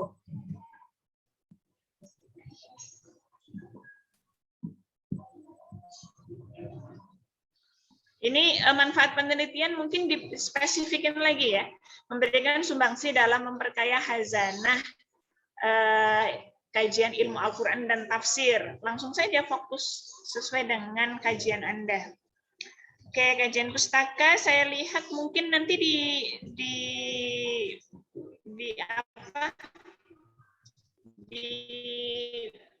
disempurnakan lagi ya, Ervi ya. Saya lihat misalnya nih di poin 1 hasil temuan yang disampaikan belum terlalu spesifik ya, masih Ervi belum menjelaskan persamaan, perbedaan, kontribusi. Mohon semuanya masing-masing poin harus ada hasil temuannya apa, kan bisa dilihat di kesimpulan ya, bab 5. Coba lihat di bab 5 kalau dia tesis atau skripsi ataupun disertasi misalnya, lihat saja di bab 5 kan di situ ada kesimpulan ya. Itu aja langsung diambil hasil temuannya apa. Baru nanti persamaan perbedaan dengan RV apa sama kontribusi. Masing-masing harus dilengkapi ya, RV ya. Oke, Iya, Ibu. jenis penelitian, sumber data. Nah, sumber data ini tentunya memang hanya fokus al-misbah ya. Saya rasa jangan fokus al-misbah. Kalau memang fokus al-misbah, sementara Quraisy Shihab mungkin bisa jadi penafsirannya tidak menyampaikan apa yang ada dalam teori neurolinguistik. Ervi. Kalau tadi saya itu sebetulnya ya rumusan masalah yang pertama itu bagaimana penafsiran surah Ar-Ra'd dan Al-Baqarah bla bla bla bla lah ya. Ayat sekian berdasarkan neuro, langsung begitu yang pertama. Begitu ya, yang pertama itu bagaimana penafsiran berdasarkan neuro. Jadi di dalam menafsirkan itu tentunya menganalisanya itu dengan teori yang disampaikan di neuro, linguistic programming. Begitu Ervi. Jadi sumber datanya itu data sekunder, data primernya, mohon maaf, itu tidak fokus hanya satu kitab tafsir, karena ketika Al-Misbah kemudian didekati berdasarkan neuro, ya belum tentu Pak Quraisy Shihab itu menjelaskan dua ayat tersebut sesuai dengan apa yang ada dalam teori neuro. Betul nggak, Ervi? Iya, Ibu. Iya, jadi kitab tafsirnya diumumin saja, nanti tinggal yang sesuai dengan teori neuro itu bisa didapatkan di tafsir A, B, C, D, E, dan seterusnya. Jadi literatur kitab tafsir baik di era klasik, pertengahan maupun kontemporer gitu saja untuk sumber primernya ya. Iya, baik Ibu. Neurolinguistiknya tentunya primer ya, bukan sekunder. Sekundernya itu selain itu. Jadi berbagai literatur, baik itu dalam bentuk kitab, artikel, jurnal, buku, proceeding, dan lain sebagainya ya, yang memang ada keterkaitannya dengan judulnya RV, itu menjadi sumber sekunder. Teknik pengumpulan data, dokumentatif, teknik analisa data, pendekatan penelitian. Oke, begitu ya. Mungkin ini pendekatan penelitiannya kok nggak ada footnote-nya. Ini ngarang atau gimana? Mohon diperjelas ya, Ervi ya, supaya si pembaca itu tidak punya asumsi, oh ini ngarang kayaknya, biar nggak ada asumsi begitu. Begitu ya, Ervi ya? Iya, Ibu. Nanti outline disempurnakan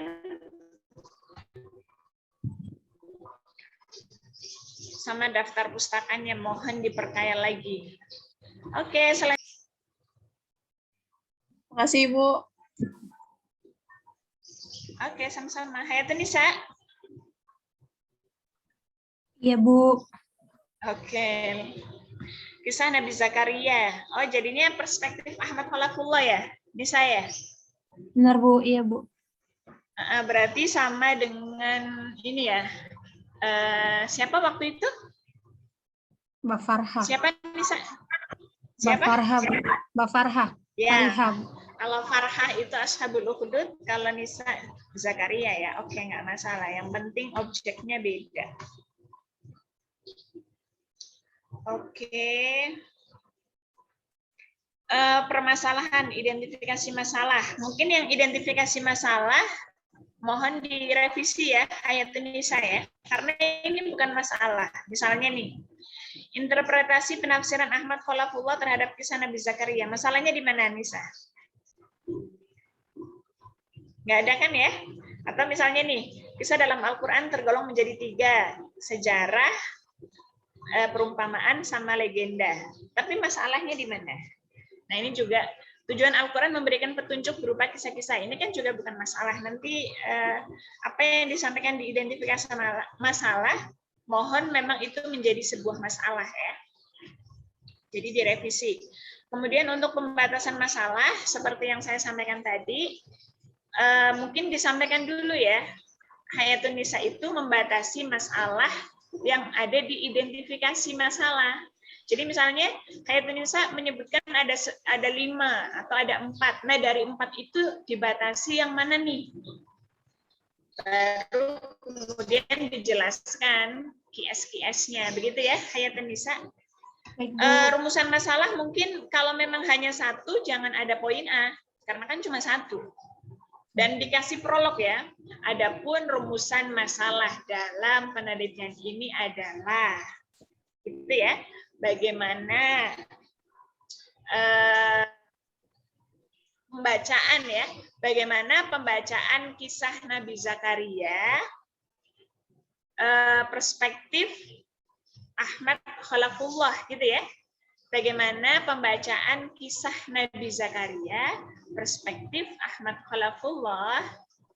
Nah, karena rumusan masalahnya hanya 1, tujuan penelitiannya ya hanya 1, jangan 3. Berarti tujuan penelitiannya misalnya ya, menganalisa pembacaan kisah Nabi Zakaria, perspektif sastra ya, ditambahkan ya, perspektif atau berdasarkan juga boleh, berdasarkan metode sastra Ahmad Khalafullah. Berarti nanti rumusan masalahnya juga sama. Bagaimana pembacaan kisah Nabi Zakaria berdasarkan metode sastra Ahmad Khalafullah. Oke, untuk manfaat penelitian, mungkin yang secara praktis itu diperjelas lagi ya. Kalau ini kan umum, pembacaan ayat-ayat kisah. Diperjelas lagi. Pembacaan ayat-ayat kisah Nabi Zakaria. Intinya pernyataan-pernyataan itu harus jelas dan tegas ya. Kajian pustaka, hasil temuannya sudah disampaikan, persamaan perbedaan sudah ya, kontribusi oke. Mungkin jangan terlalu ke dalam kali ya. Siapa? Hayatun Nisa. Saya tuh kurang nyaman sebetulnya ya kalau menjoroknya terlalu dalam. Bisa aja satu itu di sini, skripsi itu lurus dengan adapun. Biar nanti nggak terlalu habis ruangnya ya.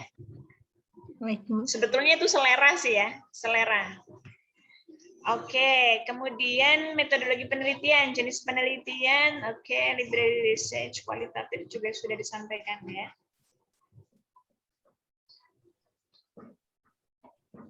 Nah, ini mungkin kalau singkat-singkat begini, dijadiin paragraf saja ya. Hayatun Nisa ya, nggak usah dibikin poin begini. Karena kan singkat. Atau misalnya ditulis pertama, merumuskan permasalahan, titik, kedua, ditulis ya. Jadi bentuknya paragraf.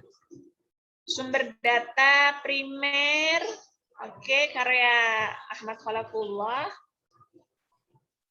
Dan berbagai literatur ya, tentunya ya, Hayatun Nisa. Kan Ahmad Khalafullah itu dijadikan sebagai pisau analisisnya, sebagai alat ukurnya ya. Sebagai pisau analisisnya.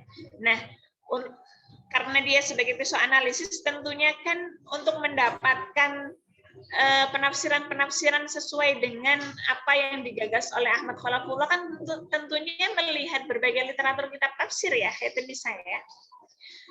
Maka literatur kitab tafsir itu juga dijadikan sebagai sumber primer. Oke, teknik pengumpulan data, teknik analisa data, pendekatan penelitian. Oke, mengumpulkan, mungkin ini diperjelas lagi ya. Menyusun kronologi kisah, ini maksudnya gimana nih? Jadi kita sebagai pembaca itu ya sedikit banyak tergambar gimana step by step-nya Ahmad Khalafullah di dalam membaca kisah ya, Hayatun Nisa ya. Diperjelas lagi pernyataan-pernyataan yang singkat. Oke, bab ketiga berbicara objek penelitian. Oke, tokoh Ahmad Khalafullah-nya ya. Bab 2-nya berbicara kisahnya. Oke, Berarti yang penting ditambahkan outline-nya ya. Belum ada kan ya? Iya Bu, belum ada Bu. Oke, begitu ya, Hayatunisa ya. Baik Bu. Terima kasih Oke, Bu. saya lanjut ke sama-sama Juheri ya. Hadir, Bu. Oke. Resepsi hermeneutis kajian tafsir Marah Labid, tafsir. Oke. Saya langsung ke identifikasi ya. Ini nanti Juheriyah. Ini menurut Juheriyah, poin B misalnya, metodologi kitab tafsir Marah Labid. Ada masalah nggak? Nggak ada ya? Tidak ada sih. Poin A juga, profil pondok pesantren. Nah, ini coba dicari ya, apa kira-kira masalahnya ya. Jadi pernyataannya memang mengandung masalah. Poin A, B, C mohon diperbaiki. Pembatasan masalah tentunya membatasi dari identifikasi ya, seperti yang saya sampaikan tadi. Berarti nanti Juheriyah coba ditelaah lagi masalah-masalahnya apa. Baru nanti misalnya menyebutkan 3, nanti dibatasi dari 3. Dari 3 itu yang dibatasi poin mana nih? Baru kemudian menjelaskan apa? Potret pelaksanaan kajian kitab Marah Labidnya ya. Oke, rumusan masalahnya bagaimana potret, bagaimana respon. Oke. Atau mungkin kalau pingin apa? Dipersempit lagi sesuai judul ya. Bagaimana resepsi hermeneutis? Langsung saja ya. Resepsi hermeneutis santri terhadap kajian kitab Marah Labid. Jadi nanti pertanyaan-pertanyaannya Juhairiyah langsung fokus pada resepsi hermeneutisnya terhadap para santri ya. Atau mungkin nanti fokusnya nggak hanya santri. Kalau nggak hanya santri berarti pertanyaannya jangan santri ya. Bisa jadi diumumin saja bagaimana resepsi hermeneutis kajian kitab Marah Labid di lingkungan pondok pesantren. Mungkin karena tidak hanya santri yang akan dijadikan sebagai informan. Kalau memang tidak hanya santri. Tapi kalau memang hanya santri, nggak apa-apa disebutkan ada santrinya. Tujuan penelitian kenapa A sama C ya, B-nya nggak ada. Nanti direvisi ya. Jangan terlalu menjorok ya, Juheriyah. Ini selera sih sebetulnya, cuma biar lebih rapi lagi. Nah, kalau di pedoman teknik penomoran itu kalau ada udah C besar itu di sini 1 ya, angka 1. Kecuali kalau misalnya ini kan tadi permasalahan huruf. Nah, 1, 2, 3-nya perumusan masalah, pembatasan masalah, baru nanti kalau dia punya sub lagi poin A, B, A kecil, B kecil gitu ya. Nanti dirapikan. Manfaat penelitian, kalau manfaat penelitian secara teoritis, oke. Secara praktis,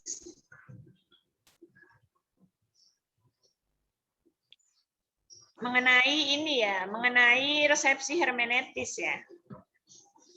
Kajian kitab Marah Labid. Yang praktis.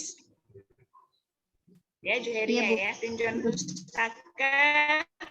Ini juga tinjauan pustaka ini kan poin E. Nah, kalau dia punya sub itu bukan 1 tutup kurung, tapi 1 saja. Iya, Bu. Nanti coba dibaca lagi pedomannya ya. Ini hasil temuan sudah persamaan perbedaan kata dan itu jangan di awal kalimat ya, Juheriyah ya. Perbedaan kontribusi, oke. Dirapikan lagi ya. Kata dan boleh ada di awal kalimat. Perbedaannya kan bisa begitu ya. Jangan dan. Oke. Jenis penelitian ini berarti kualitatif. Film ya? Saya nggak nemu. Belum ada ya, Juheria ya? Iya, belum. Nanti disampaikan ya. Ini penelitian field, kajian lapangan, sumber data, data primernya seperti tadi yang saya sampaikan ya. Ke siapa tadi? Fatma ya. Jadi nanti data primernya mohon diperjelas ya. Di sini informannya ada berapa? Belum disampaikan ya? Ada berapa banyak? Belum ya? Ceri ya? Nanti diperjelas ya. Belum, Bu. Ada berapa banyak? Nah, untuk penentuan berapa banyaknya itu juga harus jelas. Teknik pengambilan sampelnya itu gimana? Pakai snowball atau pakai purposive? Itu disampaikan di data primer. Jadi kalau misalnya pakai snowball itu biasanya misalnya di awal itu ditentukan hanya 3. Tapi ketika di lapangan karena mungkin dari 3 itu ABC misalnya ya, informan ABC. Tapi pas di lapangan ketika kita mewawancari si C misalnya, mungkin kalau untuk masalah ini coba tanya langsung kepada D misalnya ya, karena orang D ini yang memahami betul bagaimana latar belakang adanya kaji marah labit misalnya begitu. Berarti kan di sini itu namanya snowball. Jadi di awal sudah menentukan 3, tapi kemudian di lapangan karena sesuai dengan kebutuhan di lapangan yang kemudian berkembang bisa jadi 10, 15 ataupun 20. Itu namanya snowball. Kalau purposive itu ditentukan berdasarkan kriteria ya. Jadi kenapa kamu mengambil 20? Nah, jadinya jelas, teknik pengambilan sampelnya itu jelas. Karena saya menggunakan teknik purposive sampling di mana di dalam menentukan sampel itu kriterianya bla bla bla bla. Nah, dari 100 itu yang sesuai dengan kriteria hanya 20 misalnya begitu. Itu namanya purposive sampling. Kalau snowball, kenapa kamu mengambil 20? Saya menggunakan teknik snowball sampling di mana saya pada awalnya hanya menentukan 5, tapi ketika di lapangan saya mendapatkan data-data itu sampai pada titik jenuh ya, data jenuh. Artinya sudah tidak ada data lagi. Itu namanya data jenuh. Itu ya dari 20 informan. Jadi artinya pengambilan sampelnya itu jelas. Jadi tidak asal ngambil 20, ketika ditanya, kenapa kamu mengambil 20? Nah, itu nggak tahu. Makanya tadi saya sampaikan teknik pengambilan sampelnya itu pakai snowball atau pakai purposive. Kalau purposive gimana? Kalau snowball gimana? Oke, teknik pengumpulan data, observasi, wawancara, ini juga wawancaranya mohon diperjelas. Pakai wawancara terstruktur atau tidak terstruktur. Kalau dua-duanya berarti terstruktur untuk siapa? Tidak terstruktur untuk siapa? Oh, pakainya tidak terstruktur ya? Iya. Oke. Kalau memang semuanya tidak terstruktur dan itu tidak menyulitkan Juheria, nggak masalah ya. Dokumentasi, teknik analisa data, pendekatan penelitian pakai apa? Pendekatannya Tadi ini belum terus pemahaman dalam memahami wacana, ada unsur penafsir, teks, maksud, pengarang, konteks historis. Kayaknya nggak pas. Tujuan hermeneutik objektif ini adalah untuk menjelaskan berbagai masalah dalam kaitannya sebagai interpretasi. Kayaknya ini hermeneutik ini untuk membaca ayat ya? Iya, tafsir gitu, Bu.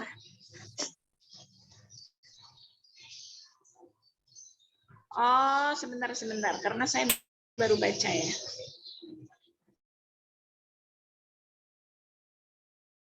Kulturnya. Pemahaman dalam upaya teori ini digunakan untuk memperluas pemahaman dalam upaya memahami wacana, ada unsur penafsir, teks, maksud pengarang, konteks historis, dan konteks kultural. Kalau saya membaca pernyataan ini sih lebih kepada membaca ayat, menafsirkan ayat dengan pendekatan hermeneutiknya. Daniel ini tidak tepat kalau kajiannya lapangan. Kajian lapangan kan mungkin ya bagaimana informan itu memahami ya, memahami apa penafsiran yang disampaikan dalam kajian Marah Labid itu, gitu ya.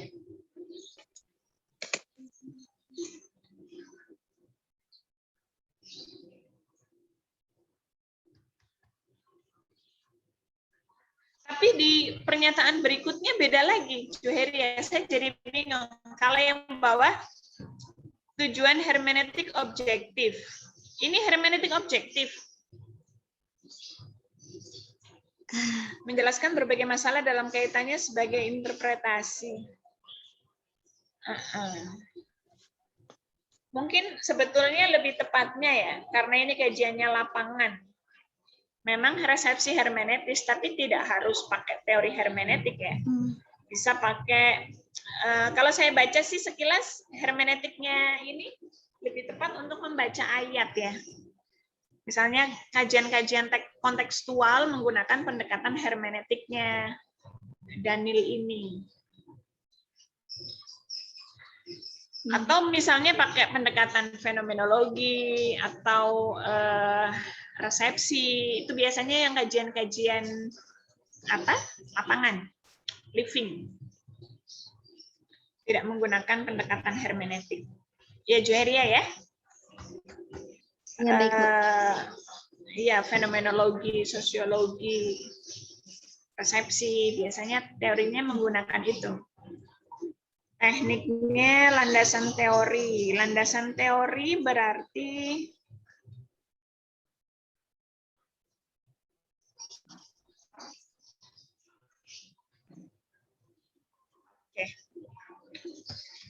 hasil analisa. Mohon diperjelas lagi ya, ini poin-poin di bab 4 kan tadi tidak hanya potret pelaksanaan ya, tapi ada satu lagi poin. Mohon dilengkapi lagi. Poin-poin yang ada di sistematika penulisan dan juga outline-nya. Ya, Juheria ya? Ya, baik, Bu. Oh, outline-nya sudah. Teori hermeneutis dalam kajian living tafsir. Tapi ini nggak sama ya. Tadi kayaknya bab 2 di sistematika bukan ini.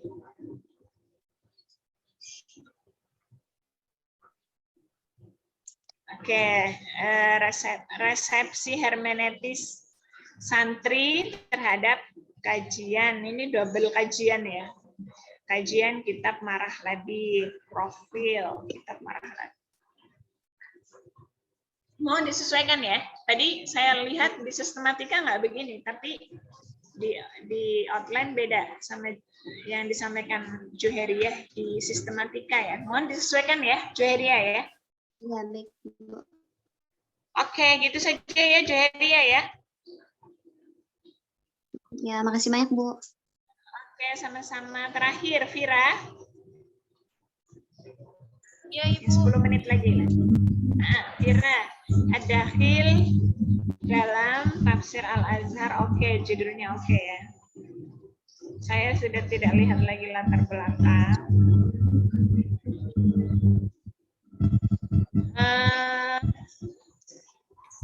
Mungkin pernyataan-pernyataan yang ada di identifikasi masalah mohon inilah ya, apa? Siapa tadi? Vira, mohon diperjelas lagi ya. Ya, Hamka. Harusnya kan gini, mungkin lebih tepatnya ya. Misalnya ya, Buya Hamka masih ditemukannya unsur Israiliyat dalam tafsir Al-Azhar karya Buya Hamka. Yang seperti ini kan mungkin lebih jelas ya, bukan yang Buya Hamka menyebutkan bahwa penafsirannya pada ayat ini mengandung unsur Israiliyat. Kayaknya kok kurang tepat gitu ya, ketika beliau menyadari kalau itu Israiliyat malah dimasukkan ke dalam kitab tafsir. Kalau saya pribadi sih kayaknya kurang tepat. Kecuali misalnya Buya Hamka itu mungkin ya tidak ada unsur kesengajaan memasukkan kisah Israiliyat itu. Kalau pernyataan ini sepertinya ada unsur kesengajaan ya. Buya Hamka menyebutkan bahwa penafsirannya pada ayat ini mengandung unsur Israiliyat. Jadi lebih tepatnya masih adanya unsur Israiliyat dalam tafsir Al-Azhar karya Buya Hamka. Kayaknya lebih tepatan begitu. Saya khawatirnya ini pemahaman penulis, pemahaman Vira di dalam membaca tulisannya Buya Hamka, karena kan Al-Azhar itu bahasanya cukup rumit ya, Vira ya, karena menggunakan ejaan lama. Iya nggak, Vira? Oh, nggak ada suaranya ya?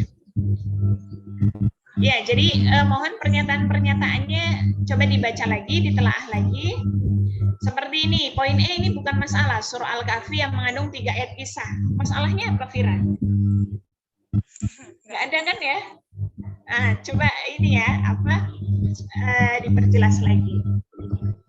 Memang masalah dan pernyataannya mohon tegas dan lugas gitu ya. Oke, namanya pembatasan masalah berarti membatasi apa yang ada di identifikasi. Misalnya dari identifikasi itu Vira membatasi di poin D, misalnya. Karena kan tadi poin D itu masih adanya unsur atau masih ditemukannya unsur Israiliyat dalam tafsir Al-Azhar karya Buya Hamka.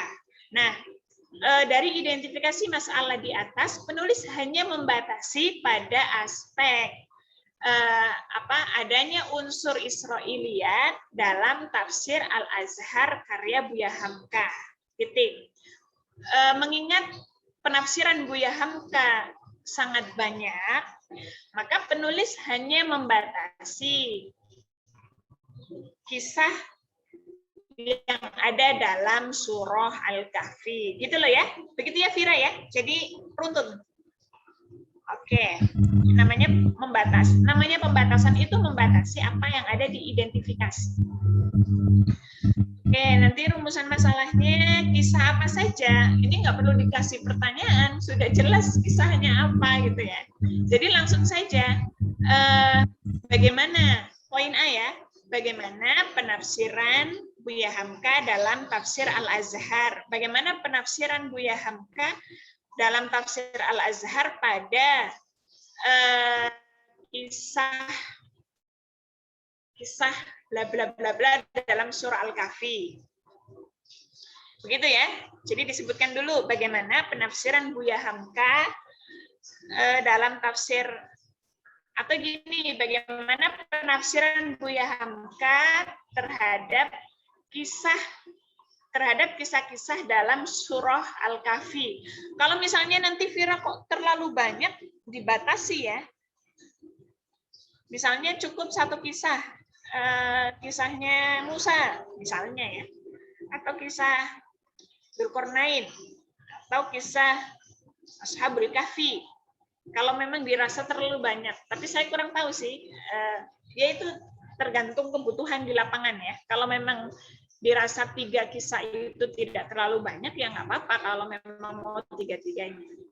Jadi perumusan masalah yang pertama, bagaimana penafsiran Buya Hamka dalam tafsir Al-Azhar terhadap kisah-kisah yang ada di surah Al-Kahfi gitu ya. Baru kemudian yang kedua, bagaimana unsur ad-dakhil. Ad-dakhil itu kan tidak hanya Israiliyat ya. Nah, ini juga mohon nanti Vira tadi di identifikasi masalah juga fokusnya kok ke Israiliyat aja ya. Mohon diperjelas lagi ya, ditambahkan. Barangkali nanti ada hadis dhaif tapi itu bukan Israiliyat, nanti nggak masuk ad-dakhil. Ad-dakhil itu kan bisa ad-dakhil biriwayah, ada ad-dakhil birra'yi. Ya Vira ya? Iya, Ibu. Kecuali Vira hanya membatasi ad-dakhil biriwayah. Riwayah pun tidak hanya ataupun hadis-hadis yang lain. Begitu ya Vira ya? Mohon diperjelas. Berarti tadi poin B-nya bagaimana unsur ad-dakhil dalam tafsir Al-Azhar karya Buya Hamka terhadap itu tadi ayat-ayat kisah ya.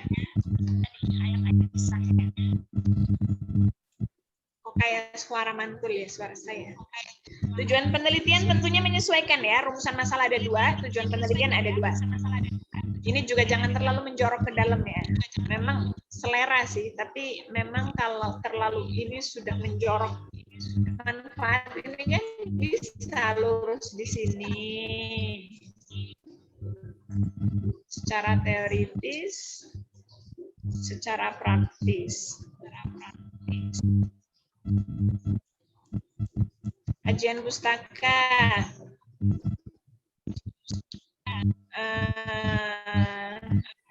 Mohon dan itu jangan ditaruh di awal kalimat ya. Perbedaan, persamaannya, persamaan. Kontribusi yang belum ada ya Vira ya? Iya, Ibu. Mohon ini ya, mohon dilengkapi lagi. Dan hasil temuannya ini saya lihat juga belum jelas. Hanya gini, skripsi ini membahas tentang ad-dakhil yang terdapat dalam tafsir Al-Kasyaf. Hanya itu. Temuannya apa? Kan belum disampaikan ya Vira ya? Betul tidak? Jadi disampaikan temuannya gimana? Siapa ini? Muhammad Alwi. Ketika membaca tafsir Al-Kasyaf itu unsur ad-dakhilnya di mana saja? Ini harus disampaikan hasil temuannya, baru menjelaskan perbedaan, persamaan, dan kontribusi. Minimal 2018, ini masih ada yang 2017. Saya yakin banyak kok yang menulis ad-dakhil. Kemarin aja angkatan atas kalian ada beberapa yang mengambil ad-dakhil. Ya Vira ya, minimal 2018. Ya Vira ya.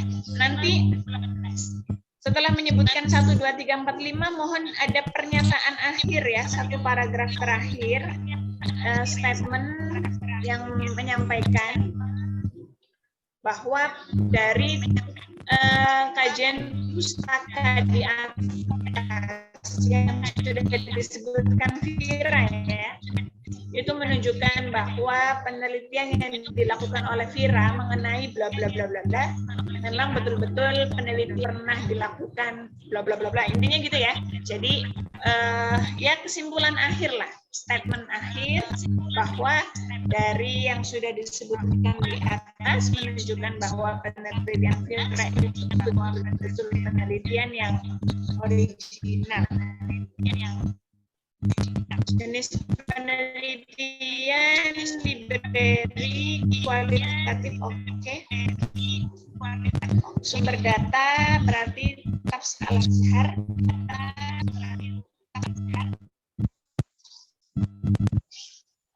Teknik pengumpulan data. Ini mohon jilid 6 ini diperjelas ya. Vira, terbitan mana nih kalau mau menyebutkan jilid 6? Karena kan ada tafsir Al-Azhar yang hanya berapa jilid saja, dibikin 3 jilid, ada yang itu harus diperjelas. Kalau Vira menyebutkan jilid 6, terbitan tahun berapa, oleh penerbitnya apa? Karena belum tentu penerbit lain sampai pada jilid 6. Teknik pengumpulan data, dokumentasi, oke. Teknik analisa data,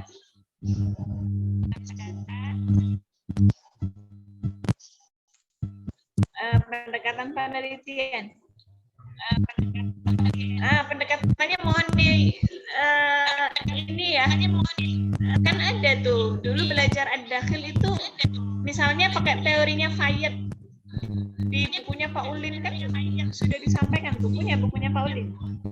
Atau pakai karya aslinya Fayet ya tentang ad-dakhil. Jadi untuk menemukan ad-dakhil itu gimana step by step-nya? Dulu diajari kan sama Pak Ulin mata kuliah ad-dakhil. Mohon di ini lagi ya, Vira ya. Pendekatan penelitian ini Vira hanya memberikan penjelasan saja, tapi tidak disampaikan ini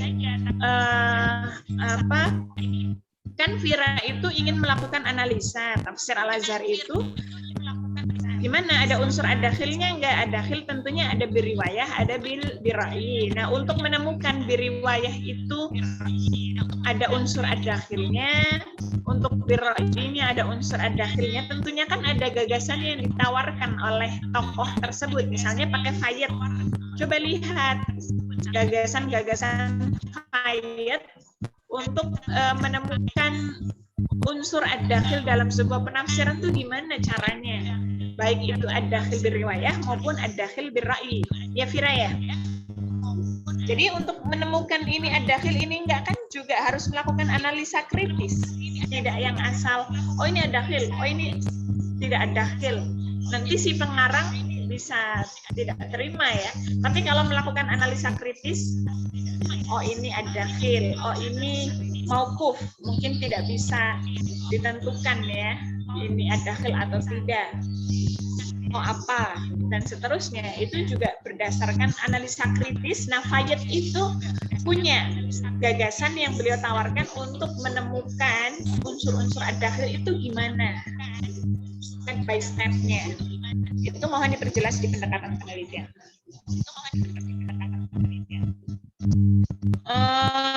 Berarti bab waktunya habis. Bab 2 menjelaskan ad-dakhil.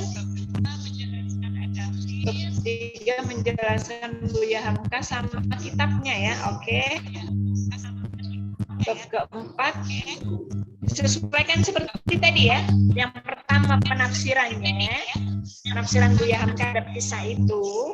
Nanti poin B-nya baru penafsiran beliau terhadap kisah-kisah. Oke, outline-nya juga nanti disesuaikan ya. Yang bab 4-nya cukup 2. Poinnya yang pertama adalah bagaimana penafsiran. Kemudian yang kedua bagaimana unsur ad-dakhil. Terlepas nanti poin A punya 3. Kan bagaimana penafsiran Buya Hamka terhadap kisah yang ada di surah Al-Kahfi. Nanti bisa 1, kisah Ashabul Kahfi, 2, gitu ya, Fira ya. Begitu juga nanti poin B-nya bagaimana unsur ad-dakhil. Nanti bisa dibikin 1, di dalam kisah Ashabul Kahfi ada ad-dakhilnya enggak? 2. Di kisah Nabi Musa dengan Nabi Khidir ada ad-dakhilnya enggak? 3. Di kisah Zulkarnain ada enggak ad-dakhilnya, dan seterusnya gitu ya Fira ya. Jadi masing-masing poin itu ada 3 pembahasan. Gitu ya. Ada yang mau ditanyakan untuk semuanya?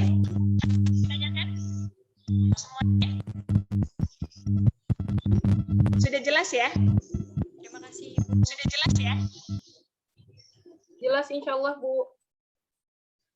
Oke, waktunya juga sudah habis. Saya mau ke kelas C ya.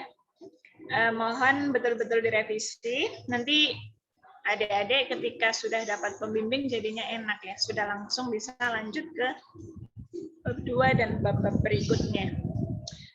Oke, karena waktunya sudah habis, kita cukupkan sampai di sini. Insya Allah Senin depan kita untuk kelompok 5 ya. Kelompok 5 nanti di awal Desember kita bisa menyelesaikan pertemuannya ya. Dan nanti untuk UAS ya revisi ya, revisi proposal lagi. Nanti biasanya yang memang proposal itu sudah baik, sudah bagus ya. Nanti kita minta anak-anak tersebut ya itu mengajukan pembimbing. Biasanya begitu. Nanti kalau habis UAS kita minta anak-anak yang memang proposalnya sudah oke, segera mengajukan nama-nama pembimbing yang memang sesuai dengan permintaan mahasiswa ya. Baru nanti kita buatkan SK penunjukan pembimbing. Oke, kurang lebihnya saya mohon maaf yang sebesar-besarnya. Semoga adik-adik semua selalu diberi kesehatan. Assalamualaikum warahmatullahi wabarakatuh.